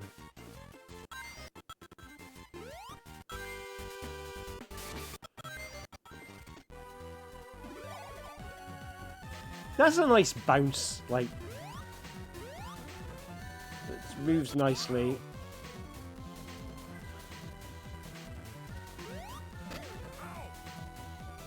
So you can get close in when the Wrecking Ball comes down. And then you have to be careful. Okay, good work, Alistair.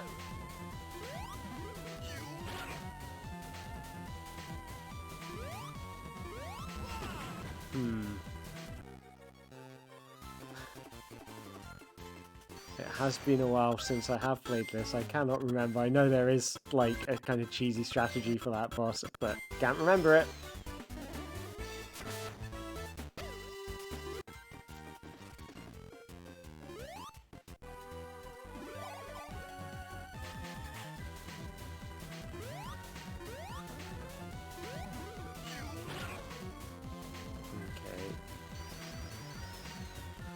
Oh.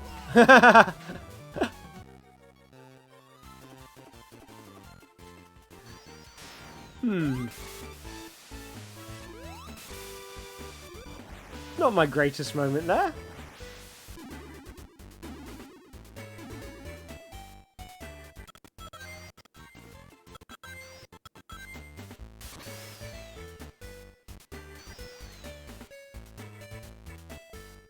Oh. Got where I was going. I wanted to keep the fast speed effect on Sonic for some reason. I don't know why it felt important. Right. Boss time.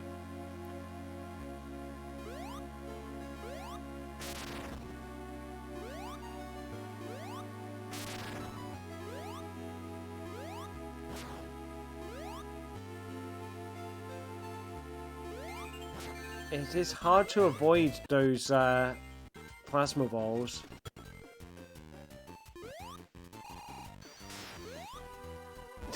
I totally forgot where I was.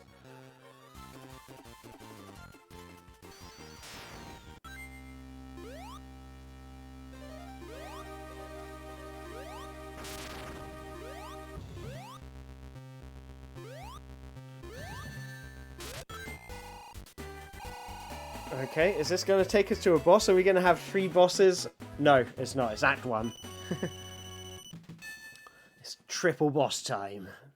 But alas, it is not. Sky Canyon Act 2. It is Sky Canyon Act 2 again. Robotnik. Don't let him get you.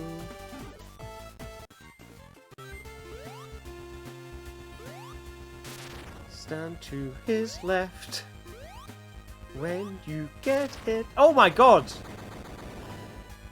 What? Huh! Okay, I thought I had way more hits to get on him. Alright, X Zone. We are near the end of Sonic Advance 1.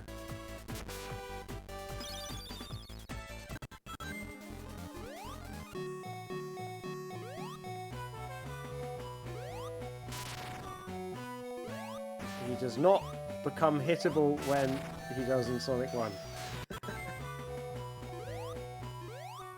But this is a boss I have fought a lot. Usually with most of the weird hacky stuff like removing colours over time and things like that, the first moment where it starts to get really strange is the first Eggman boss with the Wrecking Ball.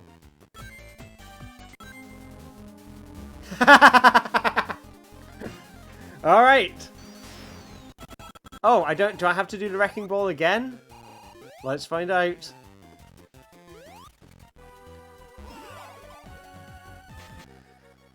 I can see, because of the delay, I can see everything happening, like, 10 seconds afterwards, so I get an instant replay of all the embarrassing moments. Alistair Aitchison's Embarrassing Deaths, Volume 1.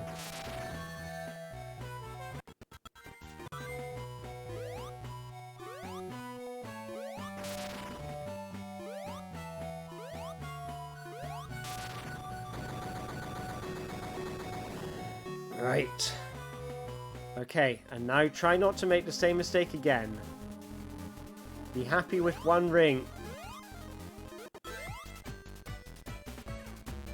That's okay, I can live with that.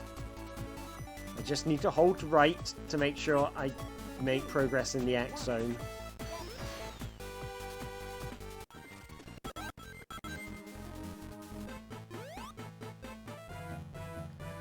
Just fortunately, these bosses are straightforward. I think the next one I remember being, well, if it's like the actual final boss, I remember being kind of difficult.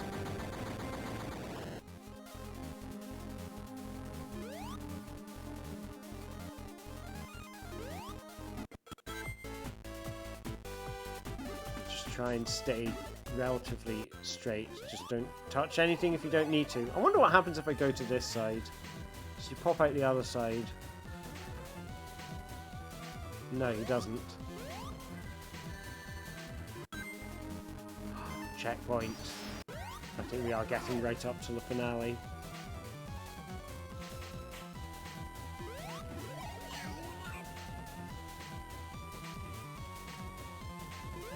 I like that the traps, the different traps on this boss,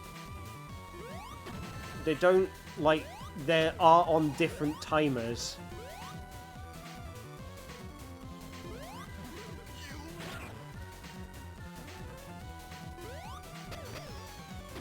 I'm also finding it interesting how hard I'm finding this boss, given that I think I used to consider this one the sort of easy ones.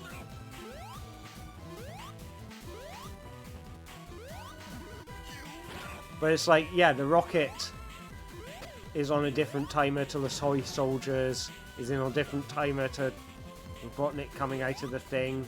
I guess the Wrecking Ball and the toy soldiers are on the same timer.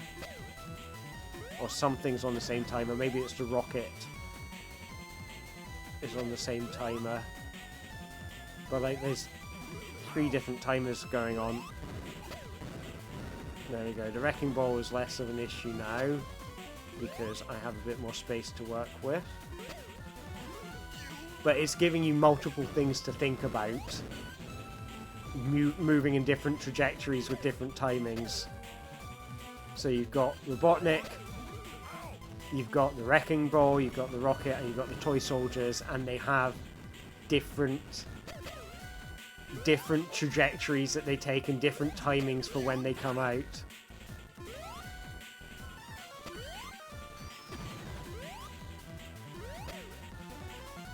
Is this one more hit? Yeah, there he goes. You're going to pay for this! I thought Kelsey Grammer would make a good Eggman. And I didn't fall down that hole. which would have been a great embarrassing Alistair moment. Oh. It would be cool to do something that was, like, just bosses. If you could get it to sort of... I wonder if you could do something using save states so that it was a boss rush on a whole bunch of different games, and once you beat one, it will immediately launch into another. And maybe it switches between bosses based on other criteria, something like, you know, collecting rings or something. Every time you do damage, it will switch to another boss, and you have to do the whole boss rush. And then using save states, once you've cleared one boss, it will switch you onto the next boss. So say, you know, you do one bit of damage to Heat Man, and then you're fighting... Immediately it takes you to fighting Eggman in the egg machine thing, and then you're fighting Bowser at the end of Mario 3. Oh god, I can't remember what his attacks are. And the only way to find out is to get hit.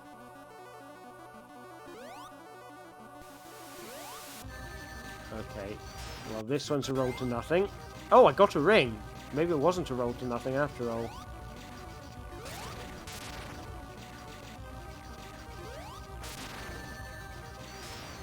That's not the hand that can karate chop you and do, like, instant kill damage or something.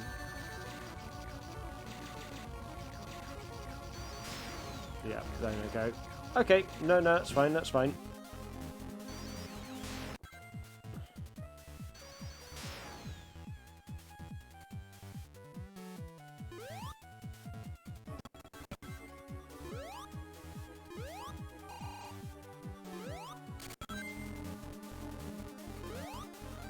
Right. Come on, Eggman, I can beat you. I know I can beat you. I believe in myself.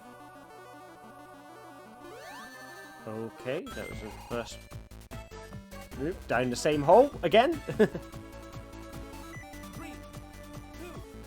1, go! Okay, 2 rings. 2 rings is good. But I need to get back to being close to Eggman so I can see what he does before he does it. Just press a button on my monitor to stop it from switching itself off. Okay, let's see if I can do this. How much can I do without rings? Answer, not a lot.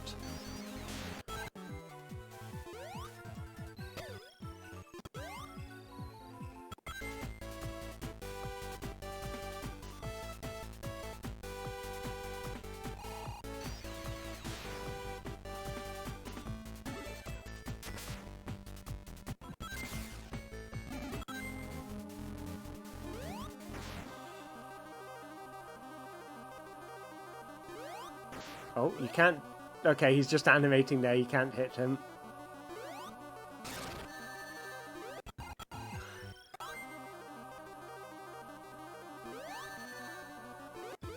It's hard to figure out what the timing is.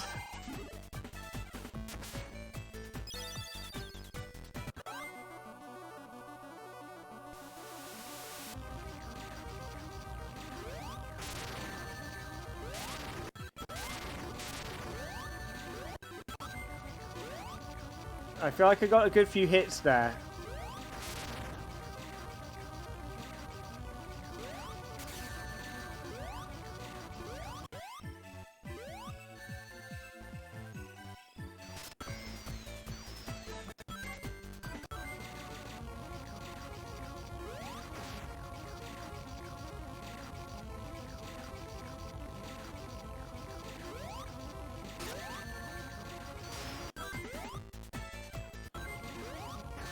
Oh, no, there goes my ring. Getting stuck on the side seems to be constructive, though. Because I can get a few hits in if I can keep on getting that ring back, but you need to be positioned in the right place.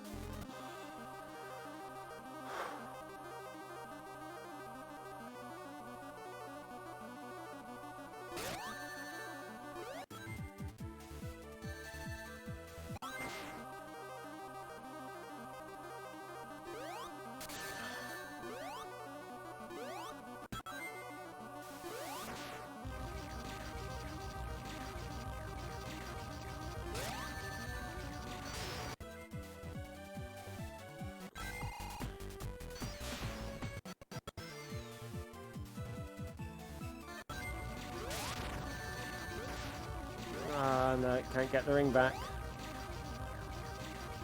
Got to try and figure out... Maybe if I duck and that'll avoid the laser. Going down in the same hole again. My focus right now... My focus right now is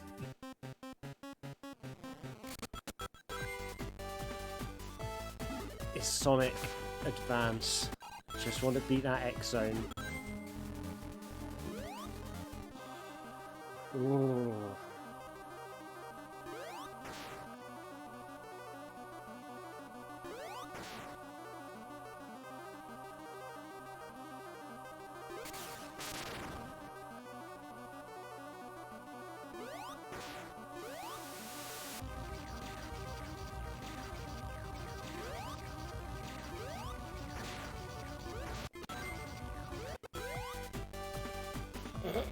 Another death.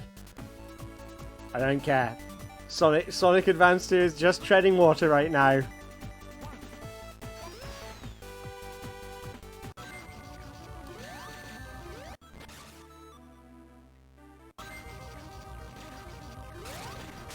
Ooh, I was not expecting to land a hit there or there.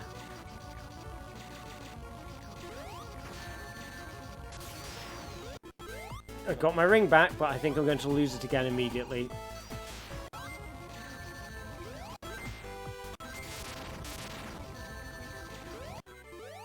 I seem to be able to catch it using the... Okay, I got it, I got it. No! Ah, God, I had that, I had that, I had that. I feel like I had it in the bag. At least it means I'm getting better at it. Yeah, he's just trying to... He wants to make it more difficult for me by warping my mind.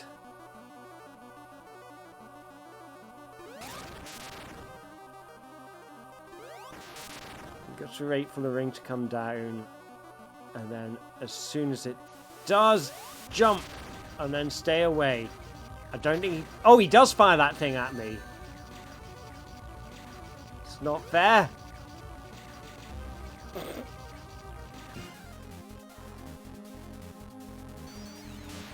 Believe. Be neither man nor egg.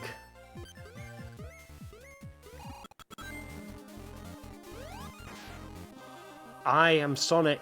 I am Atomic. Just keep an eye on that thing, and when it comes down, that's when you jump.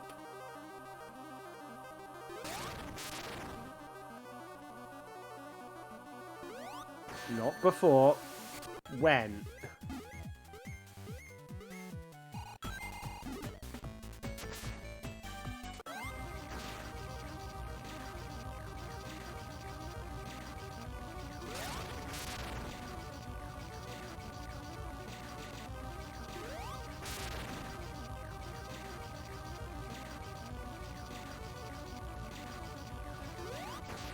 I know I'm making the weird faces that I make when I'm really concentrating.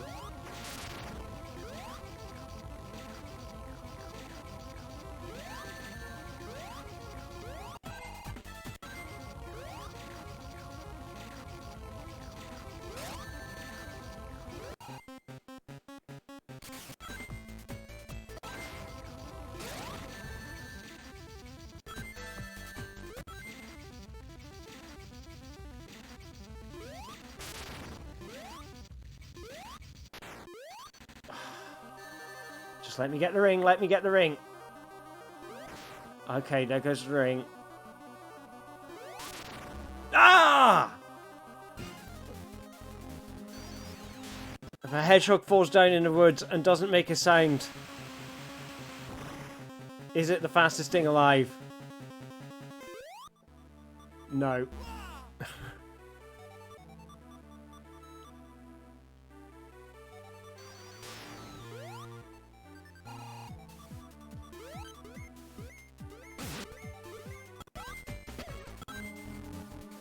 Okay.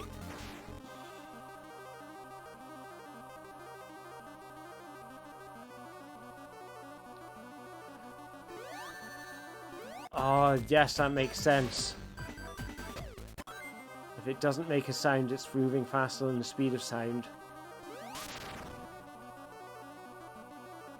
When hedgehogs running at the speed of sound, to show you how it all began.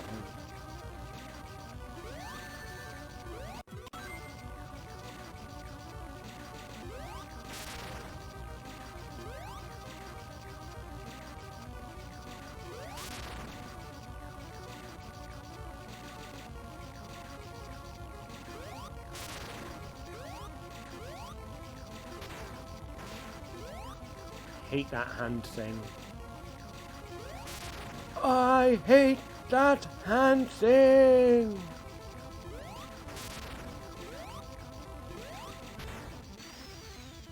I'm not entirely sure how to dodge it, so I'm kind of guessing.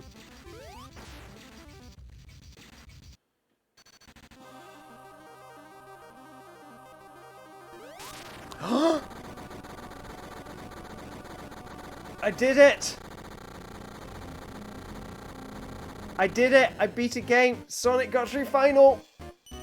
Yes! I got through my finals! Whoa!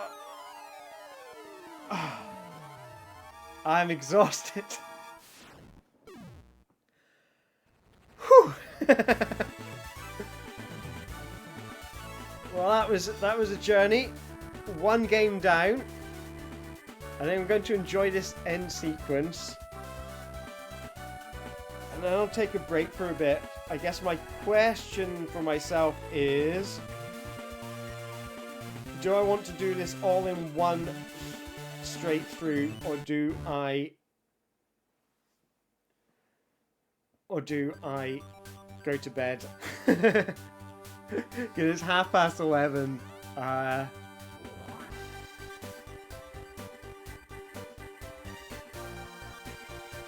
I feel like having done... so I've been streaming this for 3 hours and 30 minutes. I think I definitely need a break. I think what I probably need is bed, though. I think it's probably a good idea, for the sake of my sanity and my health, to wrap this up. Fortunately, I can take save states, and it does have, like, the actual game saves are stored by the thing, so I can pick up exactly where I left off in the other two games if I set it up right tonight before I go to bed. So that's good.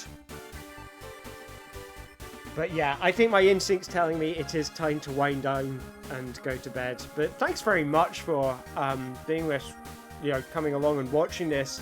So yeah, I guess I'll continue this tomorrow. And tomorrow I will try to finish Advance 2 and Advance 3. So we'll tag out Advance 2. We know that it takes 3 hours 38 minutes to get to the end of one game. So let's see how much time we have on top of that. So I'm going to break that down. That was 3 hours. I want to say 3 hours 38. It might have been 3 hours 39. So I'll put down 3 hours 39, a pessimistic guess for how long it took me to beat one game. And then we'll see how long it takes to beat the trilogy when I pick it up tomorrow. But yeah, this has been really fun. This has been... my favourite bits were the bosses. And that is making me think of what would be a cool thing to play around with this, is a boss rush game. Where it will keep track of when the boss is beaten and switch you between games, and as well as that, like, it will switch whenever you do damage or something. That would be kind of cool. So that's, I guess that's in my mind now. But yeah, thanks for everyone who've come along. Thank you all for watching. Thank you for bouncing ideas around. We did a lot of that as well. And if you do have any more ideas for wacky, cool, hacky stuff that I could do or we could do, could be amended to all the various hacky things, like, let me know. Tell me. Share with me. So yeah, if you want to follow me on Twitter and stuff, my Twitter is AGHerson, just like this address. Down to my left, I can point, there we go, to my left, that's a link where you can go and download this emulator from. So if you want to have a go at it yourself, you can download it from that link, and also probably find a bunch of other cool stuff on my website. But without further ado, let us remove the current game from the shuffler. And let me find my keyboard. So for the purposes of being cool, I will make a whole bunch of save states just to make sure I don't lose them.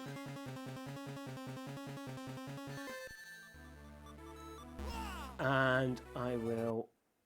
So, we've removed Sonic Advance from the shuffler. I'm going to just switch into Sonic Advance 2. Make a bunch of save states. And this is when I shut off the stream for now. So let's...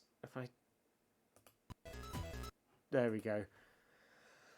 Thank you everyone for coming along. I hope my dreams don't switch every time I collect a ring, but let's see what happens. Take care of yourselves. I hope you all have fantastic dreams as well. Look after yourselves. Keep on being awesome. Be awesome to yourselves. Be awesome to each other. And have yourselves a cracking weekend. And hopefully see you tomorrow. Alright, bye everyone.